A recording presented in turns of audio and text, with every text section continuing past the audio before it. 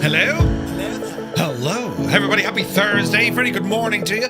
Hope you're all keeping well. Oh, look! Me thing's under pressure, look. Ah, Jesus. Rendering issues, look. See what happens when we try science. Oh, no! Hang on, I wonder would a different scene help? Give it a moment. It might come back. Let's see. Alright, it seems to be okay. Jeez, that was weird, wasn't it? Oh no, it's still acting the maggot. What are we doing? We're trying to push up. So that's rendering lag. So she's under a bit of pressure, lads. It seems to be kind of stabilising though. Right, we need to see what's causing that. Oh, I wonder is it that? Close that for a minute, right? Hang on now. Right. It's still a little jittery. I need to fix something. But we're doing a bit of science here this morning once again. We're here in Microsoft Flight Sim 2024 and this is the new internet. We'll see how this goes. I'll keep an eye on that, but it seems to be going okay. Let me know if it's not now, keep me honest. We're here in 3 places all at the same time. So, you know, we'll see how that goes. We're here on Twitch, of course, and I'll have to keep an eye on the old rendering lag. Seems to be okay now though. It'll settle down and stable and we'll see what happens. So we're live here on Twitch, we're live on YouTube, and we're also live on YouTube using a vertical camera for those of you watching on mobile. Hope you're well. Today we're going to fly the Accu-Sim Comanche. We're going to be using OnAir as we check out the new Albuquerque scenery from Dominic Design. This one was published by Builds, and we're going to do a flight over to Flagstaff in Arizona and a couple of stops along the way. I hear you're vertical now, Father, right? There's other things we're going to be doing as well because, well, behind me, Twitch is now a slideshow for you. It shouldn't be. We're getting full. Give it maybe a second, shows hit an L refresh. Everything on my side looks about normal. Let's see what happens. Small image on YouTube. Yeah, we need to fix that one. On your TV in a small square, not full screen. Yeah. Wait now, what? DK Funfly, are we still having issues with Twitch? What are we giving Twitch? Hang on, I'll go into settings. Stream output. No, we're giving it its normal. Where is this now? Well, I hope we're better. Let's close this stuff. Eesh. Something definitely up with Twitch. Is Twitch still acting the maggot? It is. Hang on, we'll use science. Let's see here now. Buttons will be pressed. There's other stuff I'm using as well, right? We're using Garmin Pilot. No, shag off, there's no refunds. We're using Garmin Pilot, right? So that should be interesting. Let's have a look at Twitch. Oh yeah, look, it's completely paused. Right now. Jesus. Hang on, we'll stop Twitch and we can always start it again. Will that work? Right, hang on, lads. Pause for effect. Now we're still live on we're still going to be live on YouTube, right? And we'll refire up the stream and then we'll see what happens. So we'll take a moment. I'd say OBS is having a moment. Right, let's see what happens. We'll start the stream again. Now, what's the rendering doing? That's quite normal. Give it a second now. I'm still very something, haven't I? The frame rate is shocking slow. Tutor Murphy went offline. He's a great fella, that lad, isn't he?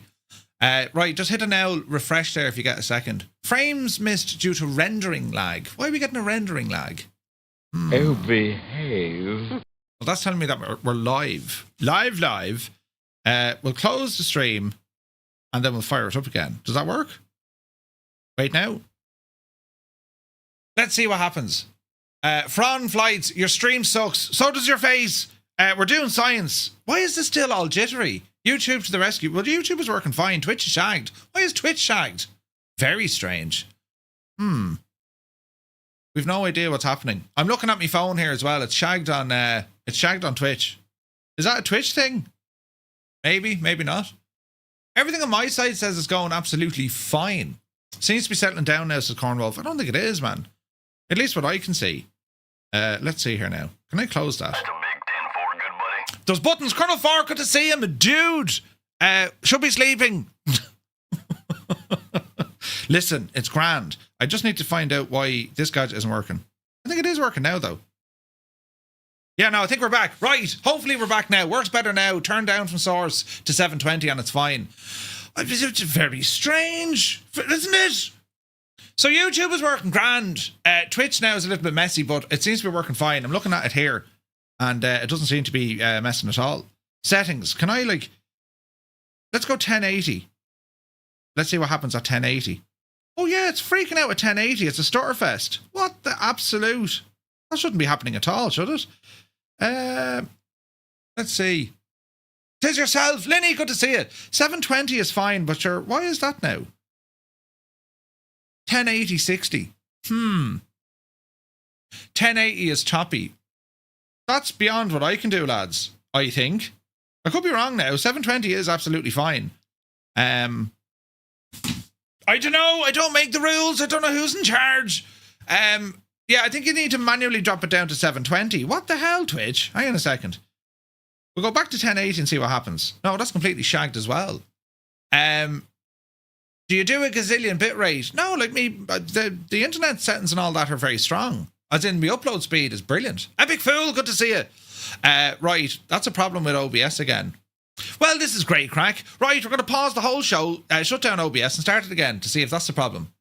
On screen on YouTube is still just a small central image. Captain Sickbag, you're probably watching the vertical stream, if that's correct, because if we go over to a different camera, it should all be better. And, you know, well, I'm hitting over here, look, but it should be over there. You're getting pauses on 480. Right, that's an issue we just can't have, folks. Do you know what I mean? Where is this now? Right, we're going to shut it down and start it again. There's nothing I can see on my side, though. I was getting rendering lag. Lower resolution, less detail to show your tiny hands. Thanks, Linny. Very kind, Linny. Right, we'll stop it again, lads. Stand by. We'll press buttons. We're still live on YouTube, so I'm going to shut it all down, right? And just pause for effect.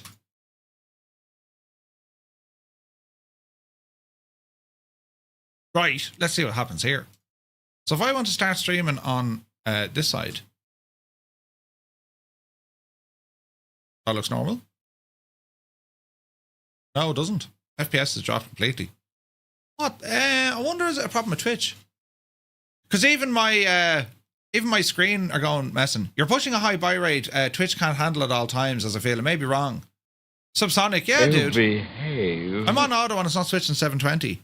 What the fruit is going on? Let's see here now. Doodly-doo. We can press all sorts of buttons. Yeah, it's still all choppy. It's shagged, lads. Right, that's the end of that. I may go off now and start learning more science as to why this is happening. Because I shouldn't be doing that on Twitch. You know what I mean? I think at the YouTube side of the house we're all right. I think. Let us have a look. Yeah, it seems to be fine on YouTube. That's very strange, isn't it? Very strange. Very strange. Let's refresh this guy here and see what happens, right? 160, no buffering. Yeah, but that's very strange, isn't it? I can see it here. It's under savage pressure. It says it's unstable. Poor network connection. Twitch Inspector. Yes. Log in there now. We have a now look. Unstable events. Yeah. Now it says it's stable at 10,000 little bits. That's very strange altogether, isn't it? This is why YouTube is supreme. That shouldn't be happening because I haven't changed any settings on Twitch. Strange, isn't it? 380, but sure, we don't want to drop the thing down to friggin' 380. So that's absolutely catastrophically bad. Let's see here now. And even on auto, has to be Twitch itself. I don't know. I'm using OBS nice. Yeah. But again, frames, I've dropped maybe 10 frames with rendering.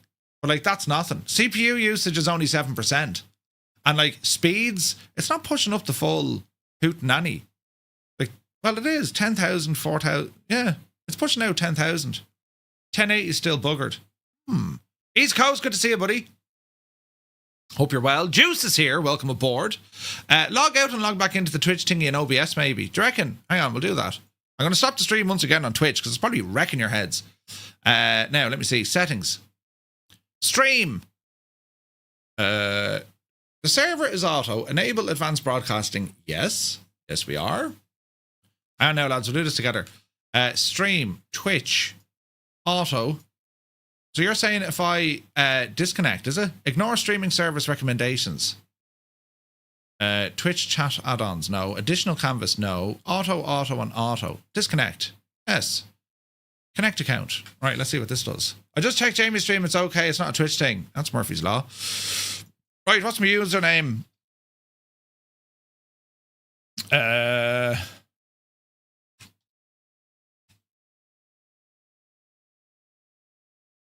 Let's see if this works. Balls to it anyway. The curse of the 7. Hang on now. The good thing is we're still live on YouTube. I just need to fix Twitch. Let's see if this is the ticket here, friends, right? Never a dull moment with Murphy. Horse that in there now. Two-Tone Murphy. Yes, that's me. Copy that. Copy that and log in. Please enter the code we've just texted you. Army torch is on in Everton. Turn off the torch. Right. Now, let's fix this together, friends. We will fix this in time for, you know. Right. Remember this device, please. Yes. It's connecting. I'm guessing Twitch wants us to use... Yeah, I don't know. Right. Twitch recommended auto. Yes. Enable. Apply. Yes. Right. Now, there's stuff all over the place. So what's that now? And what's this? Right. There's chat. Grand. Put you over there for a minute. No, not there. Oh, Jesus, it's going to break everything, lads. Right, you go over there. You live over here. And you can live, over there. I don't want to dock. You know the way it asks you to dock stuff? You know what I mean? Try changing the Twitch destination server. Yeah, we'll do all that now in a moment. Scene transitions. Horse you in there, right? This needs to come down to here. And you go up into there, please. Yes. Yes.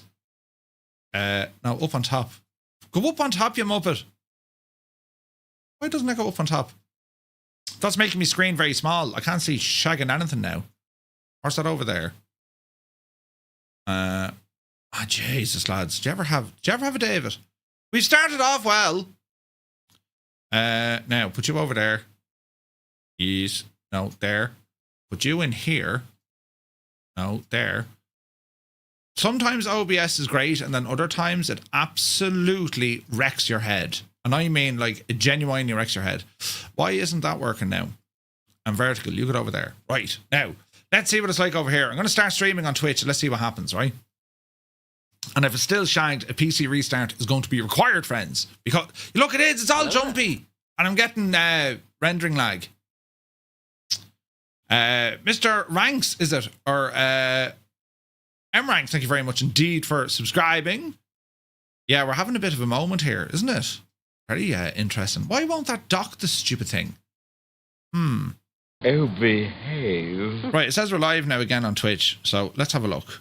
Let us see. No, it's like, look at the frame rate at 1080. It's absolutely shagged. That didn't fix it. Very strange. Right. Oh, Jesus. How do we fix this now? There we go. That belongs there. So I fixed that part. Now this guy, you need to go up here, please. Into there. You need to go over here, I imagine. You need to go beside it. Ah, balls. I'm after pressing the wrong button. Balls! Get in there, you. Right, now. That's the wrong one even as well. Right, there it is. No, Jesus. Let us see. This is some crack, isn't it? Isn't it, though? Do you know? Right, that belongs there. On 720, it's not too bad. Yeah, but why is Twitch acting them up, though? It shouldn't be. Do you know what I mean? Like, I'm not doing anything on my side. On a complete side note, the setup to 3 streams at once is class. Thank you, Epic Fool. But I still can't understand why we have issues. You know what I mean? It's very strange. Let me see. Can I do one of these now? Yes. And can I put you back up on top? Yes. And put you underneath.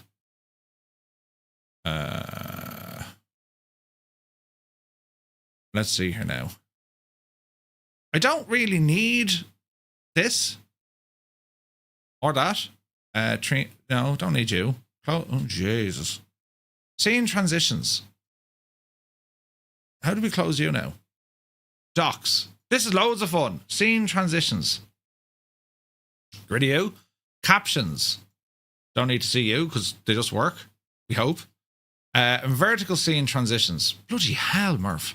Right. Now, are we getting somewhere? We are. We're getting somewhere. It's starting to come alive. And we need to pull you out of there because we want to put you in beside him. Aha. Well, lads, I'll have to tell you, there's progress being made here now, altogether, right? But Twitch is still shagged. They're Cat 6A cables. It's not a speed thing, from what I can see. Now, why is that down there? Tutorial should be directly under explain. Let me see. So tutorial, up you go, you devil. There's that camera. And there's this camera. Right. We're getting back to it. Yeah, so it's they're 6A cables. But I don't know what's wrong with Twitch. Twitch is shagged. Do you know?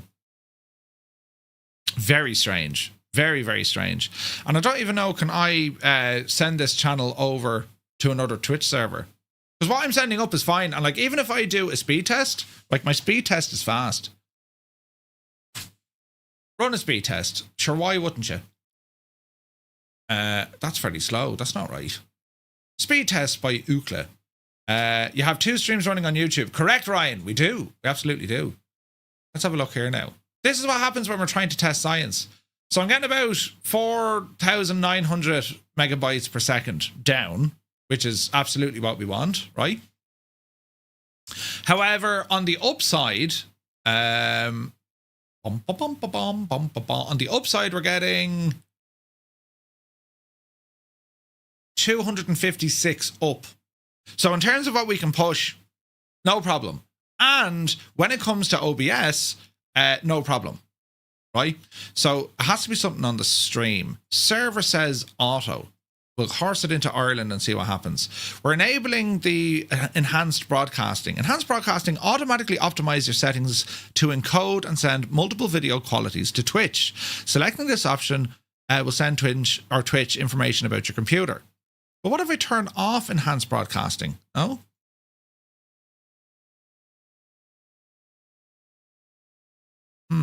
Apply that and see what happens. I mean, it can only be shagged. Yeah, no, the stream dropped on Twitch. Don't worry, lads. We'll get it back. No, look at the whole thing freaks out. Skip frames. That's shagged the whole shebang. Yeah, it doesn't like that. Hang on now. How many pings are we up to now? Many pings. Look at that screen there behind me. Look, it's absolutely shagged. Hang on, we'll fix this now together. Oh, behave. It thinks we're just gone live. Europe, West, Ireland. Right, we'll try this one. Now, skip frames, reset, and then start. It'll be a shaky start, but we'll see what happens. Do you want to start a stream? Yes, I do. I would love to start a stream, please. That would be just great news altogether, and we find out what happens. Merv, are you running Twitch stream through an intermediary? No, it's from my own equipment, Epic. I think this is going to fix it, lads. Now, I'm not saying I'm a genius, but I'm just saying this could fix it. So let's give it a second now. We should be broadcasting. Behave. We should be broadcasting back now onto Twitch. And the responses and jitteries, and what's the quality? We're at 1060 there now. Right, lads, I think that fixed it. That didn't take long at all. Stupid thing. Anyway, you're all very welcome in. Sorry for the didgery, we'll call it. It is didgery. Oh no, look now, it's slowing down again. Curses. I have no idea what's going on. It has to be Twitch, lads. Because, like, how does it go from working absolutely fine to, like, not working fine at all? You know what I mean? It still looks okay. Let me know, right? If you start seeing things drop out, just let me know. If there's any old render lag or problems, right? Put your left leg in. Yeah. Epic says it's better. It should be fine now on 1080. And I'm trying to push 4K to Twitch. They won't allow me, though. You know, it was shunty. Yeah, a bit of a messy one. It's still not great, but it's better than a kick in the variable. I'm looking at me phone, looking at me phone, look. Jesus. Right? It seems to be going okay now, so let's take it from there that all is well in the realm. We fix things, and I have a very slow frame rate. Let me see. Looks good here. Right. Let's just run away to another scene here, right? It's still very choppy, lads. It seems to be okay now. It was very choppy there. Jesus, I'm after breaking this. Ordered a new monitor. Oh, it's all that the impossible face. Yeah, brilliant. Get in there now. You have sound. Yes, I hope so. I hope we have sound. Let me see. Is that doing anything since? So I think it looks as if it's the transitions that's upsetting Twitch. Or at least that's what I can see. But we'll see kind of how we get on here now, right? But anyway, look, you're all very welcome in. Good morning, lads. And you're looking well. You're looking well. We've buttons here to press and welcome folks in. Cornwolf, how are you? Commander Balosh, Vex is here. Schutz, Malky, Kubi, welcome aboard. Ferocious Gamer, welcome in. Commander Balosh, yeah, you are not alone, I'm telling you. Mac Vision, welcome in. Shunty, Uniform Goose, good day, Goose. PH Roy, welcome in, Roy. B. Carlo is here. Tombs, welcome aboard. Let me see now. The Limbics, Kia Ora, my dude, hope you're well. Who else come in? Jace Ward is here. Captain Sickbag, welcome in. My guy DK Funfly is here. Resonate, welcome aboard. Led Ballooner, good morning. Ryan is here. Who else come in the door here now? Let me see. DeBalls, watching from New Hampshire. Hello from Tipperary. You're looking well. 98 Vulcan, welcome in. Angels 15. It is weird, right? Fran Flies, your stream sucks. Yeah. Great cast, that lad. Colonel Fork, thank you very much indeed. 62 months, man. Jesus. Absolutely bananas. But yes, Tombs, Linny, of course, Mr. 90, Epic Fool come in the door. Pfeiffer's here as well. Let me see here now. There's all sorts of buttons. Subsonic, thanks for your help on that one, dude. Visualize, good to see you. Nace is here. The Sin Boogie, welcome in. I think we're catching up here now. If I've missed anyone, just start shouting at me. Just say, Murph, you forgot me. You know what I mean? Seems better now on Twitch. Thanks, Led Ballooner. Ryan, good morning. Kevin is here. How's the new Albuquerque? We'll check it out here now to see what it's all about. Jamaumu is here. Cambridge calling from Idle Cutoff. Good to see you. Gary Moore is here. Good to see you. I'm on Granny's Soup Day 2 curling codes or curing codes. Oh, Granny duties. Oh, Jesus. Interesting. Now, Murphy, come here to me. When you're going to do these notions, wait now. Were you going to do these the vertical view is hella fancy. Do you like the vertical view? Thanks very much, Epic. It took me friggin' ages to do it, right? It'll be interesting to see now what happens. It's a sweet 34 degrees in Toowoomba. Ooh, nice. Very nice. So we're here with the Comanche, and yeah, this is our machine for today's flight. And as I said, I was using Garmin Pilot to do a bit of exploring, right? Just to see what the story was. And with Garmin Pilot, there's a free trial that you can use, and you can connect it up to your PC in Flight Sim, right? So if I press some buttons, hopefully this doesn't shag the world now, but if I press on a core, it does work. Look, there's only a terrible delay. This is Garmin Pilot. And you should be able to see it if you're watching us on the long format, or the normal thingy on Twitch and YouTube, right? So we're on the ground here at Albuquerque, and with Garmin Pilot, we've a load of different options with the flight bag, right? It's an EFB. And what we can do here, we can go in and look at various charts, look at airports, and we get all the information that we need. This is a real world application that pilots use. Now, you're familiar with maybe ForeFlight, and where Navigraph is brilliant for flight simming when it comes to your charts and everything else. Well, there's features that just aren't on Navigraph just yet. They're on the way, right? They are on the way, which is great news, but they're not there yet. Right, they're not there yet. So in the meantime, I said, I want to try a bit of Garmin Pilot. And it does tracking, as I said. It uses flight events. The other aircraft we can see on the screen here, that's coming in from internet traffic. Now, go ahead and click on them to see, well, who are you, what are you, and what are you doing? Now, I need to kind of figure out and learn this application because I don't really fully know it yet, right? But, yeah. The quality of the insert is only okay. Ooh, I assume the program you're using to send it across the screen. Yeah, is it not coming out great? No. Hang on, what are we doing them? And is there settings on this shagging thing? There is. Hang on, Epic, we'll try it again. Where is this now? Lonely screen. And we shall do this sort of stuff. Hang on, we'll make it look nicer. I imagine that'll be nicer.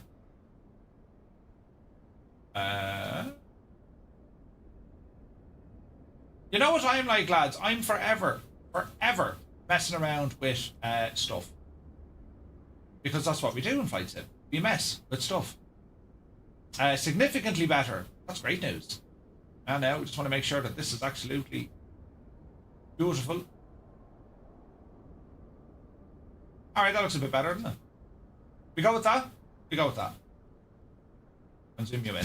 Right, anyway, so yes, Garmin Pilot, and we've loads of different things that we can do in this, including one of the most important things, and we know this is on the way to Navigraph. It has the scratch pad, which is going to be absolutely dead handy when it comes into you know, your online flights, the likes of VATSIM and all the jazz, right? So yeah, we've loads of stuff that we can do. Not only that, with the Garmin Pilot stuff, clear that, we can go into ATIS. So if we wanted to get our information, we can actually write the stuff down as if it was that of ATIS, right?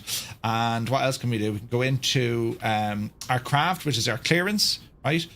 Route, altitude, frequencies, and transponder. So that's all there as well, right? And then of course then we have any PyReps that we need to write down, and this all comes part of its own scratch pad. Dead handy, right? Dead handy. Now what are things we can do? We can go into our trip planning, and we can actually launch this up directly, right? And there's a couple of ways in which we can do this. We can use it from the Garmin site, which is free to use. Actually, you can do your flight planning on Garmin. Now we do have others, like, I mean, I tend to use whatchamacallit, I tend to use SkyVector quite a bit, right? But what we're going to do here, right, what we're going to do here, if I press some buttons here, Twitch Inspector says now it's stable, so that's good news. And let me see here, we'll do a quick refresh as well. Thank you, BA Troy. Yeah, I don't know, the whole thing was shagged, but now it seems to be okay. We seem to be running just fine. Just fine. And that's 1080p source. Now, is this trying to get 4K? No, it won't let me do 4K because it's stupid. But anyway, the Garmin Pilot Web or SkyVector. So I'll show you this. We're currently looking at SkyVector to look at today's flight, right? And we'll bring over the Garmin one as well, so we can look at both. But at the moment, this is what I'm looking at doing. Now, we probably won't get all this done because we need to do a VATSIM brief, but we will get some flying done. So what we're looking at here, lads, this is SkyVector. We're on the ground currently at Albuquerque. We're going to start doing a flight. We're going to plan this flight. Our first stop is going to be KGNT. Then we'll get over to Papa 14, and then it's going to be over to Flagstaff. So if I go onto the Garmin side, right, flights, we're going to create a flight. Create a flight, yes. Problem, missing ICAO surveillance equipment. That's quite okay. Origin, so we're at Albuquerque, KABQ, right? Retrieving data. And destination is, well, we probably won't get as far as Flagstaff now, but we'll go as far as maybe, I don't know, Papa 14. Let's see, will it find this one? Papa 14. It's thinking about it. Holbrook Municipal, that's the one. Alternate if it's optional. Date, time, the whole shebang. Enter your route. So there it is coming up on the map, look. Weight and balance, we can configure all that with the aircraft as well. Zith! Good morning. That's very low. I'll try that again. Zith! Good morning. Welcome in. So it's Garmin Pilot is the name of this app. It's a paid, it's very much a paid add-on, but I want to go exploring it. So we can put in a full route here, or if we change our destination to Flagstaff, which is, what's it, what's Flagstaff again, lads? KFLG, is it? Yeah. So if I were to put in Flagstaff, and now we put in the other route, so we're going to put in KGNT, so KGNT, and then P14. So this puts in the entirety of the route. Give it a second to load up, and we can see now on the map how it's all looking, right? Which is fierce handy, because we can link everything in together and it'll come across and show all the stuff, right? So if I disappear this out of the way, you can see now on the map what I'm looking at, right? And as I said, this part is free. You know, you can go onto Garmin Pilot and just do your flight planning, and they're really good showing you the different layers of weather and aircraft and all the jazz, right? So this looks good to me. Now, weight and balance, we haven't configured that one yet. Again, there's going to be limitations, obviously, with the sim, and it's not filed, and you can actually file it. This is real world stuff. You know what I mean? So that's what we can do there. Briefing type standard. So it's going to create a briefing report for us. And this is where the use of EFBs become very, very useful. And in flight simulation, because we either enjoy the flying element, or indeed we enjoy learning all of this stuff because, well, you want to do it in the real world. This is a great inroads to try and figure out all of this. You know what I mean? Gerald says, Merv, you have the US module with Garmin Pilot. Do you see the rest of the world? You get basic kind of coverage for the rest of the world. They'll give you IF4 and VF4 charts for a specific region depending on the price that you go for. And it is a subscription-based service. The basic one is about $100 a year. The big fancy one is about $200 a year, but you have options with it. But the likes of all of this, so your standard flight plan, It's telling us it's going to be IF4, cruising speed based on the aircraft. It knows what that aircraft is because I've already put it into the aircraft settings, so you can create your own fleet and all of this. And if you only want to use this for flight simulation, well, you absolutely can. You can download this and then you can do all sorts of stuff, right? So we can say, right, give us the outlook here. Not only that, we can get the weather briefings. We can actually find out what the real world cost of fuel is, which is deadly, right? Mute, stop, will you? The whole thing, Twitch was acting up. It kept stuttering on me. Stupid thing. So I just realised I've pinged BJ's out of Discord. Sorry, lads. That's all right. But anyway, you can see what we can do with that. So that's our flight planning. If we just go in and look at the overall map, you know, we can go from, well, you can do absolute mad stuff here. Different overlays. You can go ahead, turn on the, you know, weather radar. You can remove, put in some storm cells as well. And then if there's any TF4s there as well. So where we're currently sat, as I said, we're down in Albuquerque, so we can kind of see what the route across is going to be, right? And as I said, it'll give you kind of coverage wherever. It just needs to load in the data. So it's quite a powerful little thing, you know. One ping only for Chile. Absolutely, loads of crack up around Dublin there at the moment. So it's all part of the Garmin side of the fence, right? So back into the aircraft, and if we go back into what I'm looking at here on my gadget, well, I can go in here now and I can say trip planning. So it's after picking it up directly because I had it on the map, right? So we can see what everything's looking at here. So the flight itself isn't filed. Pilot in command is myself. Flight rules, it says IF4. I'm going to change that to VF4. Right? Aircraft, November 235 Romeo Mike. It's given out about this. I don't know why. I probably haven't put in the weight and balance, right? Yeah, I haven't. Save all that. That's grand. Load the flight plan. No. Top of drop, view, planned ATC routing, cruise altitude, and all the jazz is there. Right, so that's a trip. So if we look at this now, can this overlay my flight plan? I should be able to. But I have to go into trip planning and then add trip. Right, so there is my trip. New trip. Oh, here's my trip. Load the flight plan. Do I have to save it? Let's see here now. Activate. Let's see what happens. Aha! There we go. So now up on our little map, we can see what the story is. Aston, good to see you. Mutley, good morning. So now we're looking at what our flight plan looks like in terms of our charts, weather on the way if we want to change the weather, and also real-world aircraft that are flying around, and that's getting its traffic information coming in from the internet, which is deadly handy, right? However, this is where the thing starts getting nuts because we've loads of different options here. Synthetic vision is there. We can connect it to, you know, if you have real Garmin equipment in aircraft that you're actually going to fly in the real world, you can do a lot of the work on this side of it as well, right? Your airport charts, then again, we can go in and look at all the real world stuff. We can look at the information when it comes to frequencies. We can go in and have a look at the runways, very similar to what we have on Navigraph. There's charts here as well, so we can actually look at the actual charts, and we are overlaid on the chart. And this is what a real world chart looks like, lads. This is a Garmin real world chart. So there's slight differences with information that we have here, because you'll notice, most importantly, this does not say not for real world aviation. This is for real world aviation.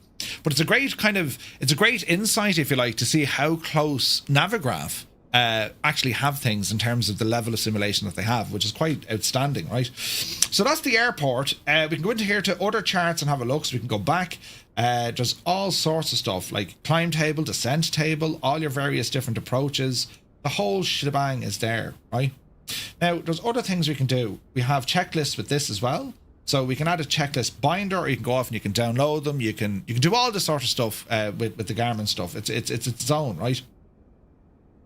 Common checklist. I'm safe. Are you fit to fly? Yeah, that's grand. So let's see. We're going to go for a Piper. We're going to see, can we find a Comanche? There we go. And let's go ahead and save. Why did you work? Hang on. Cancel. I didn't click add. Piper Comanche is other. No. Cancel. Delete. Yeah, so they're all fine. So how do we do this now? So abnormal or emergency. Right. Normal procedures, save. Duplicate names, go back. Right, so if I go into checklist binders, here we go. So this is how we do our pre-flight, and this is actually based on, obviously, as I said, the real aircraft. So control wheel, avionics master, ignition, landing, switch, all the way down, and all your checks here on the left-hand side. Isn't that deadly? That is deadly, right? So it's very, very, very handy to have this kind of real-world stuff. Also, we have logbooks then, so we can go in and actually start reading your flight data, where you went from, where you're going to, the hours on your aircraft, and it kind of, because we're feeding it information from the simulator, which is actually coming in from a program we used many times before. It's called Flight Events, right? You've seen Flight Events before, lads. So Flight Events is just connecting to Microsoft Flight Sim using SimConnect, and it's sending its data then over to the Garmin map. You see? So what we're going to do here, we're going to lock into our position. We're going to get our Comanche up and running, and we're going to start our flight, which is all going to be great gas. So we'll hide that now for the moment. I'm going to come down here to OnAir, and we're going to go into the dashboard, and we're just doing a freelance job. So we're going to, let me see, we'll go browsing the logistics center, but we're going to start a free flight. So I need to go into my configuration settings because we're using Microsoft Flight Simulator. And as I say, like, these are all phenomenal ways of... no jobs with the current. I probably have a job running already, have I? Browse the logistics center. Free flight, here we go.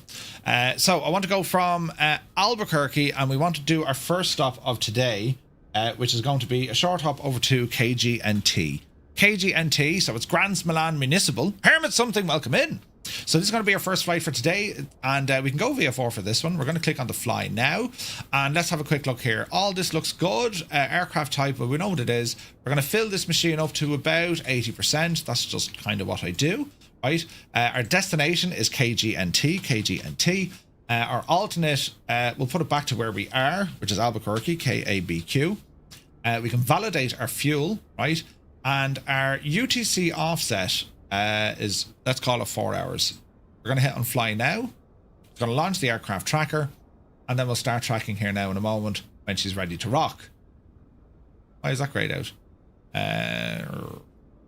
Albuquerque, France, back to Albuquerque. Yes. Auto set, fuel, auto set is disabled. The reason being is they know it's our aircraft. So in the sim, we only have 34 gallons. We need to increase this to 72. So we now have to buy fuel at this airport, right? But before we get into all of that, I want to show you this scenery. It's from Dominic Design. And, well, it's Albuquerque. I remember seeing Albuquerque years ago over an X-Plane. And it was from Mr. X, and he did an absolutely cracking job in it, right? But we'll start moving over here. It's a very kind of standoutish sort of an airport. And what I mean by that is it's you kind of know you're at Albuquerque just by looking at it. So they have the interiors done. It's done quite nice. It's quite a big airport, right? And the airport itself, it's a joint civilian and military area, which is quite good. Great designs here, look. There he is. Rush of Prana. So airport interiors, it's always cool to see them and you know what they can do. There's folks walking around there. It looks the part, doesn't it? Absolutely looks the part. But what I want to kind of have a look here is, as I said, it's both civilian and military, right?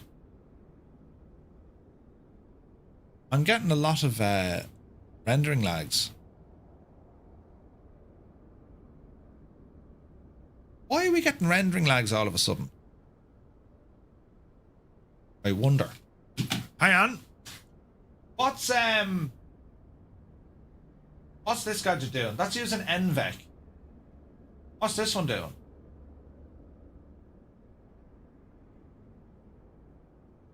Hang on, we're gonna stop the vertical stream. I've an idea what it is. Oh Jesus, right.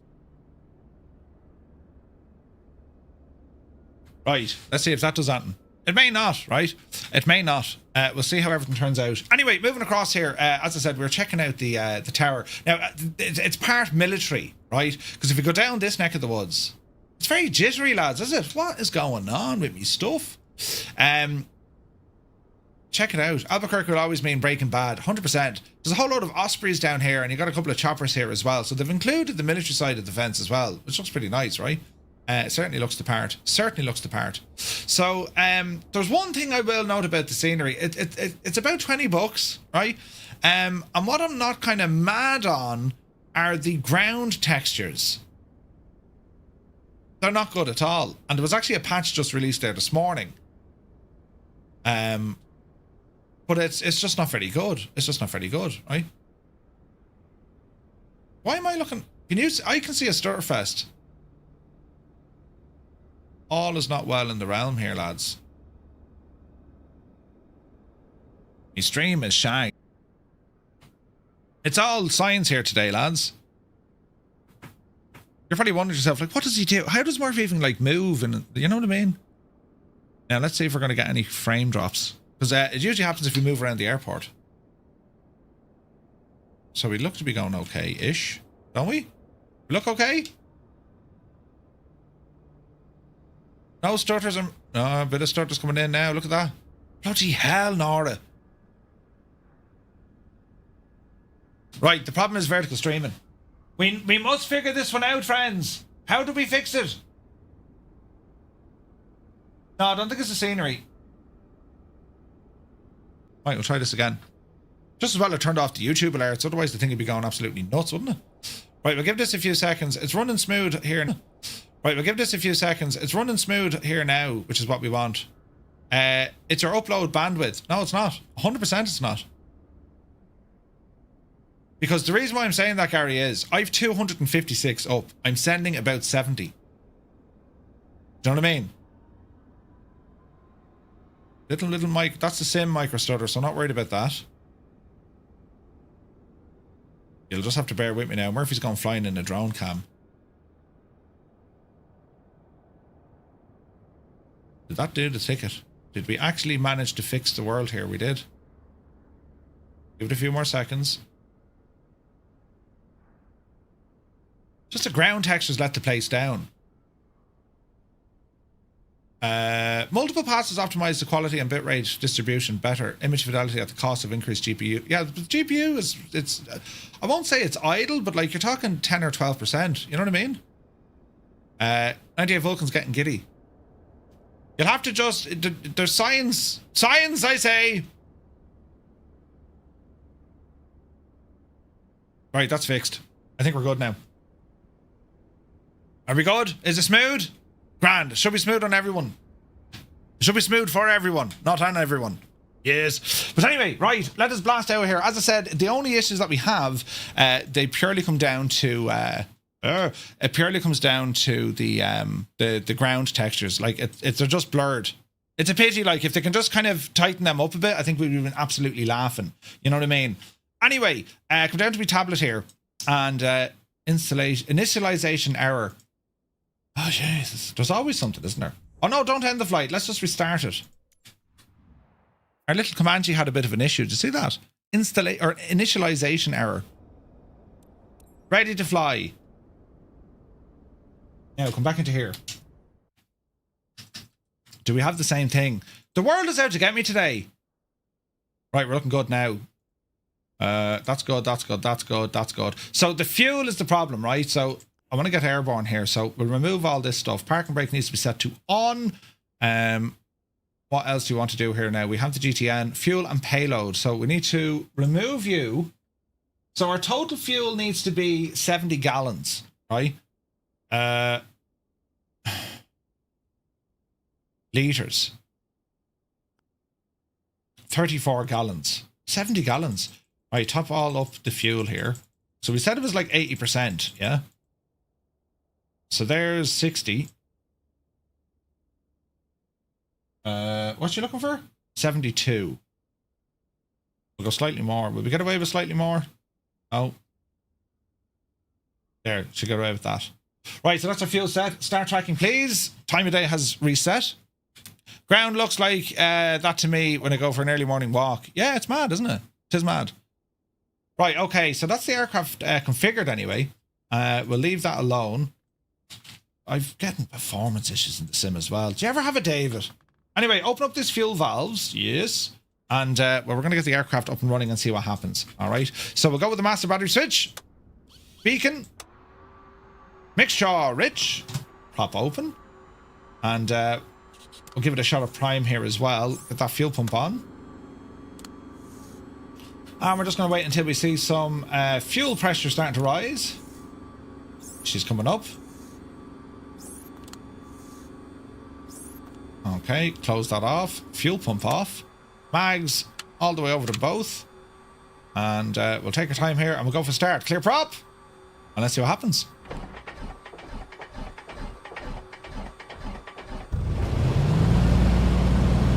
Your flight will be monitored until you land and shut down the engines.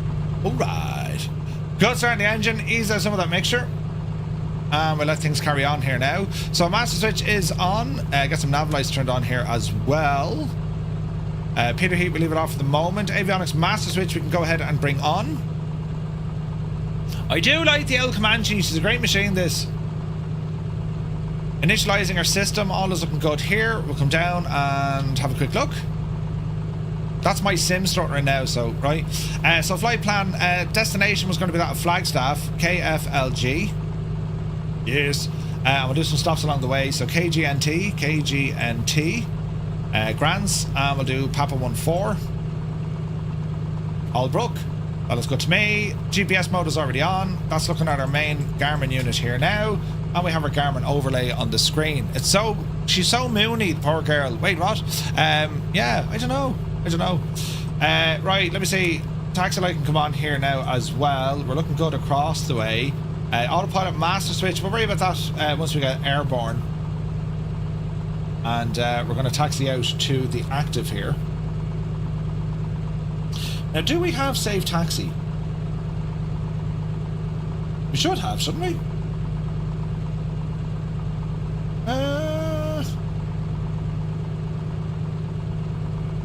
Interesting. Because what I'm trying to see, you know, with our charts, can we overlay what's on the screen? Live track, TF4s, internet traffic, brand, our map, VF4. Here we go. So that's looking a little bit tighter now, what we're trying to do. All right, so we're going to come off the brakes. Oil, reset, fill, reset. Transponder, we'll go ahead and turn this guy on. 1200. Altitude reporting and enter. And we have a bit of movement here now on our screen. And in terms of our, in terms of the weather and the runway, so if we have a quick look here, we'll go into Albuquerque. We're going to look at the runway. So let me see. 08 is going to give us the best wind. All right. So we need to taxi our way over to 08, which is down by the other buys. So there's the tower. We'll taxi straight ahead onto Gulf. And we'll ramble on here and have a look. Nice looking aircraft, yeah. Comanche's gorgeous. She's beautiful. Absolutely beautiful. And like some of the areas are done quite well with like detailing on the ground. Others, yeah, not so great. Not so great. So we're going to hang a left onto Gulf here. And as I said, what if you're on the vertical side, there's a bit of a shine off that. If I do this, you can see it a little bit better, look. And Jesus, Murph, easy now. And we'll ramble out this way. So it's all to do with and it takes time, like, I mean, to you know, to go off and configure a full setup, you know what I mean, it takes a few moments. Like if you're looking at me here on Twitch, these are the cameras that we're using here, so you can see, you know, joystick is here, iPad, throttle, all the jazz is living there, you know what I mean. But we're very much trying to figure it all out and see what happens, you know what I mean. So flight control tests, we're looking good. Hamilton, welcome in, buddy, hope you're well. And my sim isn't running as straight as I like. I have removed the shaders, so maybe there's a bit of work to be done. We shall see. So we're going to turn ourselves here. We'll do a quick run-up test before we blast off. And how do we get to runway 8? We have to cross the runway here, so we'll use this spot to do our run-up. So, RPM up to about 2,000.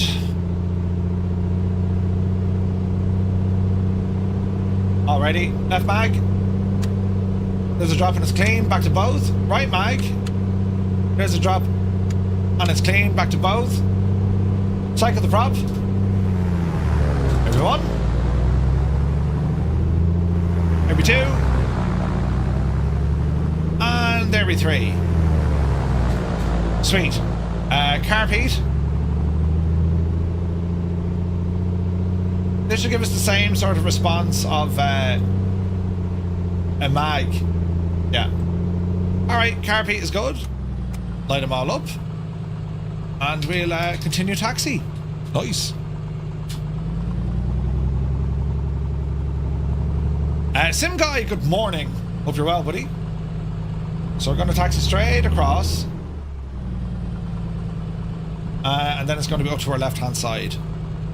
Ooh. But yeah, like, it's all about trying to get the most out of your flight sim, putting everything together, all the little bits and bobs. And lads, when you get into it's no different, right? Be you streaming, where that's most of my problems are happening this morning with trying to stream everything. But they appear to be working right now. And I've no way of testing all this stuff until we actually go live. So I do thank you for your patience of witnessing the eejitry. We'll hang a left here. But then when it comes to the sim, then sometimes the sim doesn't play nice because it just stutters. I've already deleted all whatever caches and it's just it's thinking about it. So not much we can do there. And on top of all of that, with my new internet, I do have it configured on the streaming PC, just not on the gaming PC, because I never received my internet or my Ethernet switch. The 10 gig switch was delayed in the post. So yeah, we'll have to wait and see. Right, this is going to be entering then onto runway 08. Continue on. Quick look around. There's a beautiful DC-3 lining up at Krabby. We'll go for Noxic flaps. The runway textures are quite nice.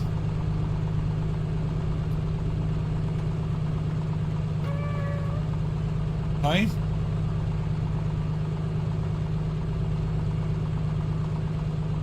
Alrighty. Line ourselves up. There's like micro pauses and stutters every couple of seconds in the sim. Nothing we can do. What do I want to do here now? Reset all of this. Bring me heading. 6.7 gallons of fuel removed during the flight. Huh?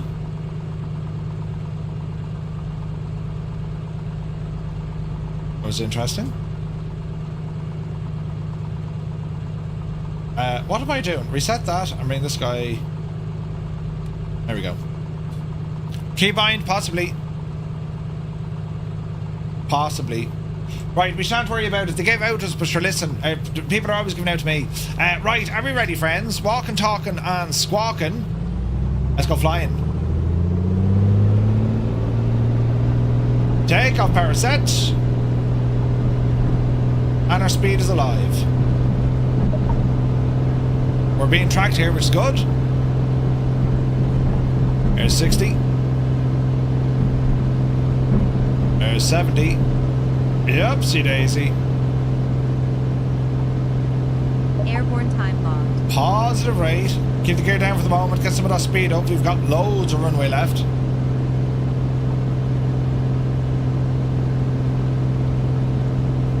I got the loan off the MetaVR headset, so I'm going to try and sim. Ooh, a MetaVR headset. Gear coming in.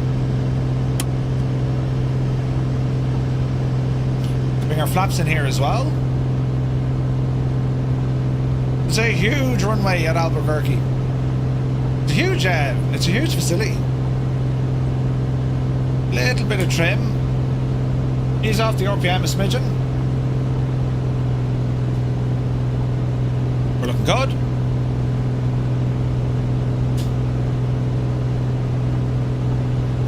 Easy now.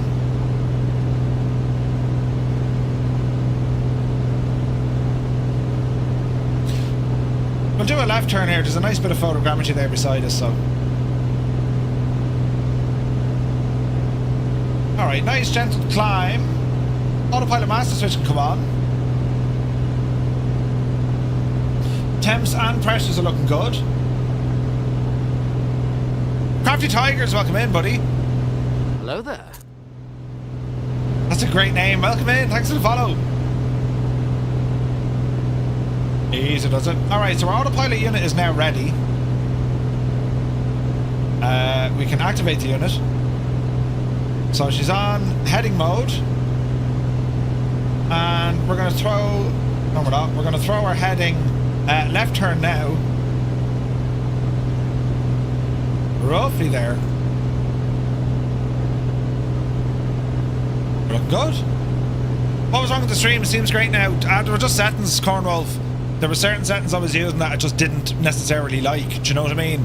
But no, I think we're in a better place now, friends. And thank you all indeed for your patience. You're very good. You're very, very good. Great bunch of lads. So yes. We have a few people here on Twitch. You're all very welcome aboard. On the normal view on YouTube, you're very welcome aboard. And on that view on YouTube, well, you're very welcome aboard. Yes. We're trying to do things and stuff. And, well, you know, there's no easy way to do it. Do you know what I mean? So, right. Airspace alerts and traffic alerts. I'll bring up what I'm looking at here with the Garmin unit. And we can see from the map what's happening, where we're tracking to and from. It shows our aircraft. That's where the blue little dot moving there now. And I am using, as I said, other aircraft. We can appear those, so you know we can have an overlay. We can show other aircraft coming in. Traffic is coming in from the internet, or we can go from Connext. Connext, basically, that's our onboard equipment. So there's going to be, you know, limitations of what we're using. We can also bring some wind information in, or any PIREPs if there's anything there. Fuel prices, they'll appear on the map as well, so we'll get a good idea of where everything is. I've 64 gigs of the ruling cache. 64 gigs. Now, let me see. Own chip. So, track vector mode. Own chip medium. There we go. Range rings. Give us some range. Yes. Distance. Display the glide. Yes. This is all the other cool stuff. Extended centerline visibility. Right. Display route labels, that's all okay. General settings here, night mode on. Oh, that looks absolutely gorgeous. Auto zoom, yes. Center with nav track, we could do. Always show map scale, user waypoint. We just have lots and lots. Oh, DC3. Lots and lots of options here. But that to me is looking kind of pretty. We'll take it out of night mode. You're probably looking at it going, Murph, what are you actually doing? We'll keep it on automatic. There we go. Because it is technically nighttime. So we can see our flight distance there and all is looking well. We're going to throw a left turn into it now, onto a heading of 270 degrees. We're up on 8,000. We're going to continue climbing up to 8,500 feet. As we're climbing, lower out some mixture. And so far so good. So yeah, so this app, it's the Garmin Pilot app. There's a nice restaurant at the top of the Sandias Peak. Ooh, nice. Okay, so we're approaching our cruising altitude, 8,500 feet. And we can tell the aircraft to alt hold. Solid lock and prime. And we'll get some feedback from our S-Tech autopilot to say nose up or nose down. So we'll zoom in here and we'll have a look at this. It'll be trim up or trim down, depending on what the aircraft wants us to do based on all of this. Our airspeed is now increasing, so it wants us to trim down. We'll add a bit of down trim, and that'll keep him happy. Airspeed is picking up here like an absolute champ. Our fuel burn is quite high, so once we kind of reach our main cruising speed, about 140 give or take, we're going to start now reducing our manifold pressure. Keep it at 20, and now we're going to start bringing back that prop. Nice and slowly. And I'm looking for 2121.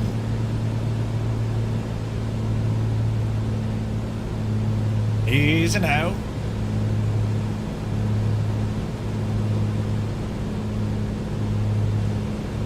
And we'll have a look to see what we can do with our mixture.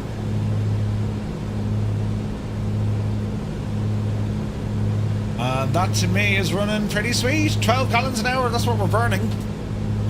Just Willie, welcome in, buddy. Metal Approach, welcome in. What's the verdict on the new Albuquerque scenery? I mean, it's okay, but the ground textures aren't great. It's not a bad scenery. You know, they've done great work on the interiors and all that sort of jazz. You know what I mean? So it's not bad. I think it's a little bit pricey for what it is, personally. You know, She's a little bit heavy. Right, everything here looks okay in terms of our aircraft. So what we want to do, we're going to kind of... KGNT is where we're headed. We're slightly off track with this one for the moment, but we're okay. We're VF4, right? I mean, it's all is grand. 8,500 feet, that's what we're going for. Small little corrections can go in, and we can use some of the onboard, equipment on the aircraft as well.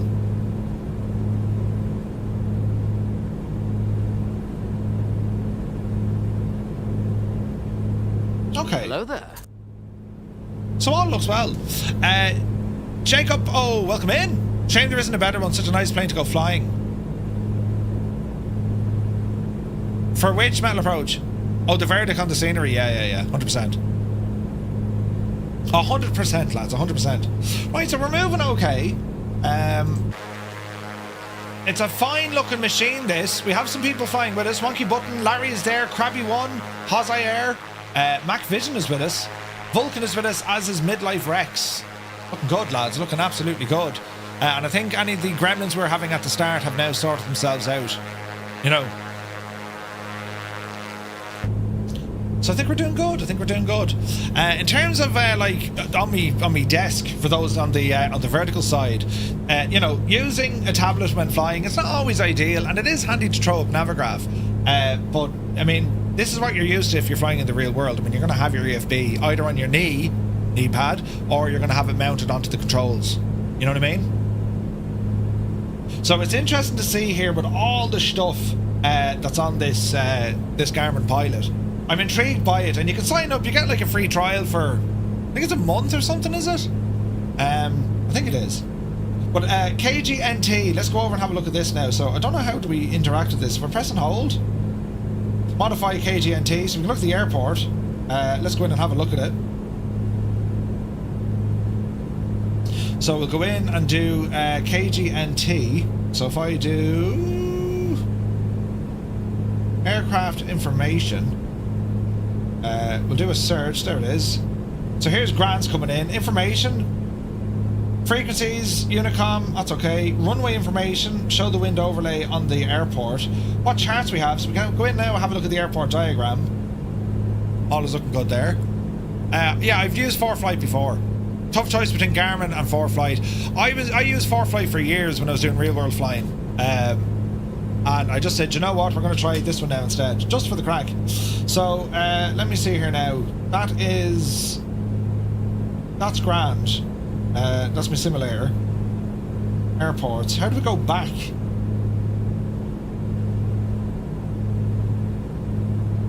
There we go. So the best wind is going to be runway 31. Alright, so runway 31, that's where we want to go. Alright. Charts, airport diagram. Any FBOs? Yes. They sell fuel there, $5.65. Fuel, bathroom, just tie downs available, lounge refreshments, and also a courtesy car. That's pretty cool, isn't it? Alright, so we're going to do a landing at KGNT. It is going to be that of runway 30. We can see our 31. We can see our lines here. So we're going to start now planning for our arrival. So a bit of a left turn coming in. Looking at the aircraft, we can see these range wings or rings. So that's up to 20 nautical miles, right? That little blue gadget moving around there, that's showing us our that's like your glide path. If you suddenly lost an engine and you had to glide, that's going to show you roughly that's how far you can make it. Make sense? And then we have our information on the top. We have our ground speed, altitude, cross track, our track, distance, ETA, and so on. Now, in terms of getting other stuff on this screen, I wonder, can we get the weather? Yes. Wind. Winds are calm. This is on the Southeast Asian server. Imagery, documents, terrain, synthetic vision.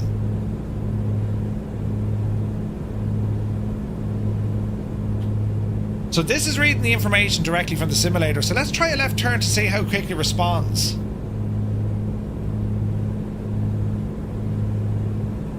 It's not terribly bad. Hey, PS Mirandai. Hello there. It's not terribly bad. Obviously it's going to be a little bit slow because it's Sim Connect. I think it's every 2 to 3 seconds. But I mean, look, it's pretty good, right? I mean, there's your own synthetic vision on your iPad, which is all connected up. So that's pretty cool. Other information that we can see, what the wind is doing, ceiling, visibility, temperature, dew point, altimeter, clouds, and so on. And then we can add in additional widgets here if we wanted to. We can say, well, do you know what? Let's horse in the airports in here as well. So that's showing me Albuquerque. Let's go in and have a look at KGNT.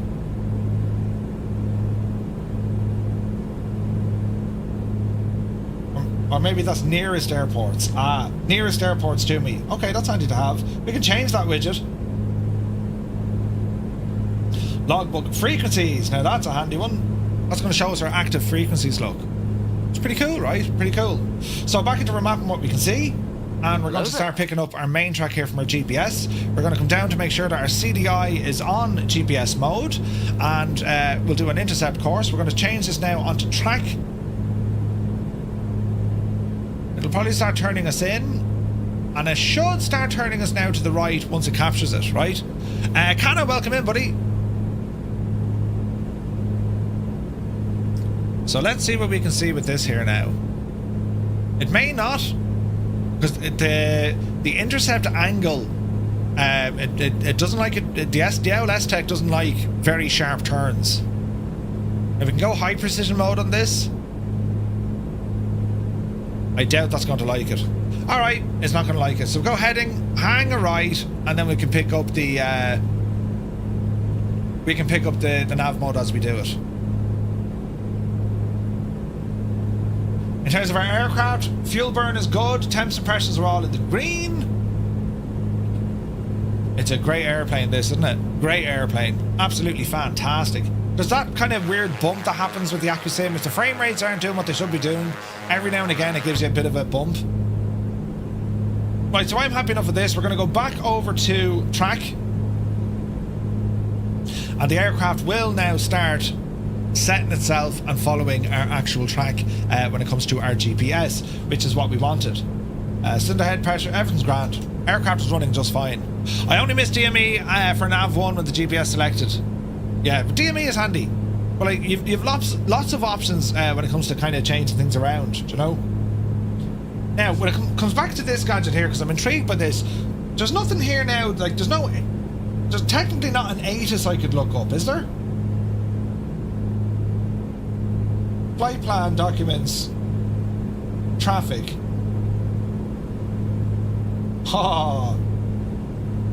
So that'll be using real world information, right? Wouldn't it be great if there was a friggin' weather radar?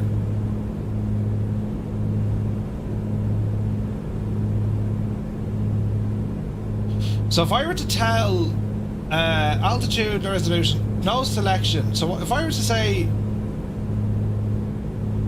show 10 numbers, not receiving air-to-air targets, but we've no real-world avionics put in, you know what I mean? Hamilton loves the Accu-Sim. Yeah, it's amazing. So traffic, I wonder if it's in my settings.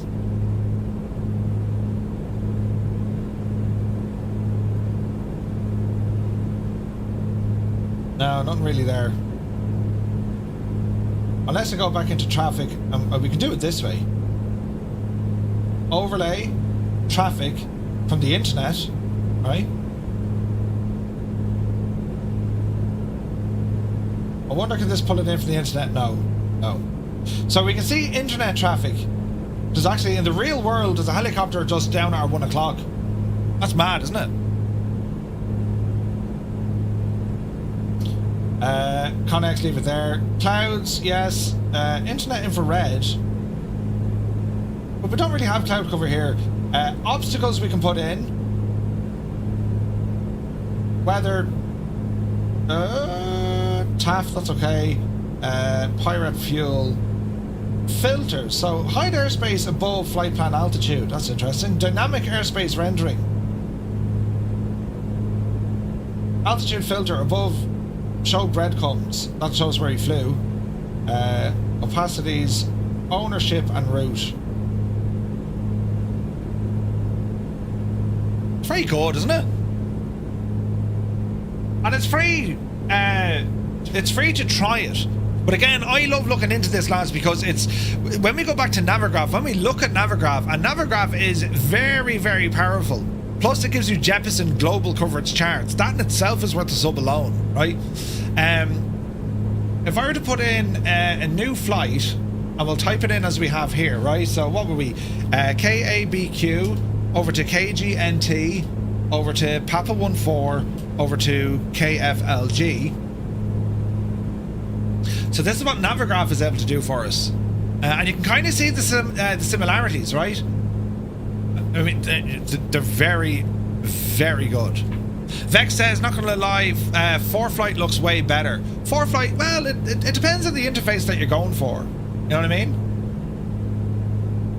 They both do very similar things. 4Flight is it's more expensive and it's locked to iOS. Garmin will work on Android and iOS, and it's much cheaper in comparison. As I said, like I use 4Flight, it's tried and tested. It's owned by Boeing. It works. Do you know what I mean? But I think, you know, for flight simulation, Navigraph absolutely has you covered. And I think if there's anything else beyond that, do you know, shouldn't that be disappearing off my screen now? Garmin Pilot Android was severely behind on updates. Kerbelet, welcome in. It's owned by Boeing, it works. Right? Like if you bring it back up Garmin Pilot, you kind of get the idea.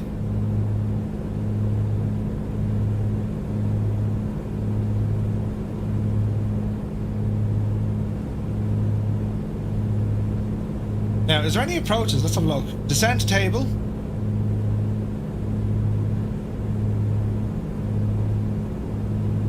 There is an RNAV.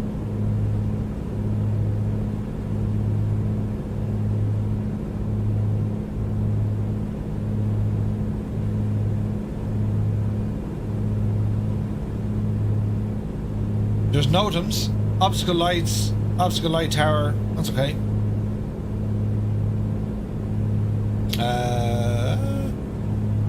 We can overlay it onto a chart. That's handy.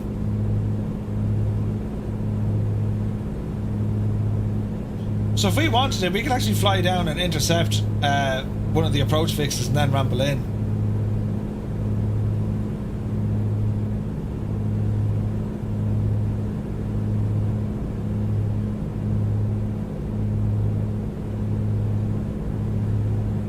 That's deadly. I do like that. It's a nice bit of kit, isn't it? Nice bit of kit as we continue to fly. Only thing is, it works. It came from an external company. I think finally the sim is starting to behave itself, lads. She's looking pretty now. And if does this button work? Now. I need to fix this one.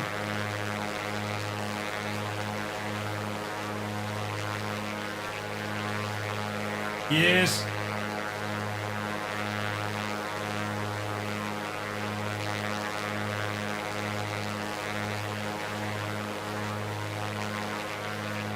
Now, something like that doesn't look too bad, does it?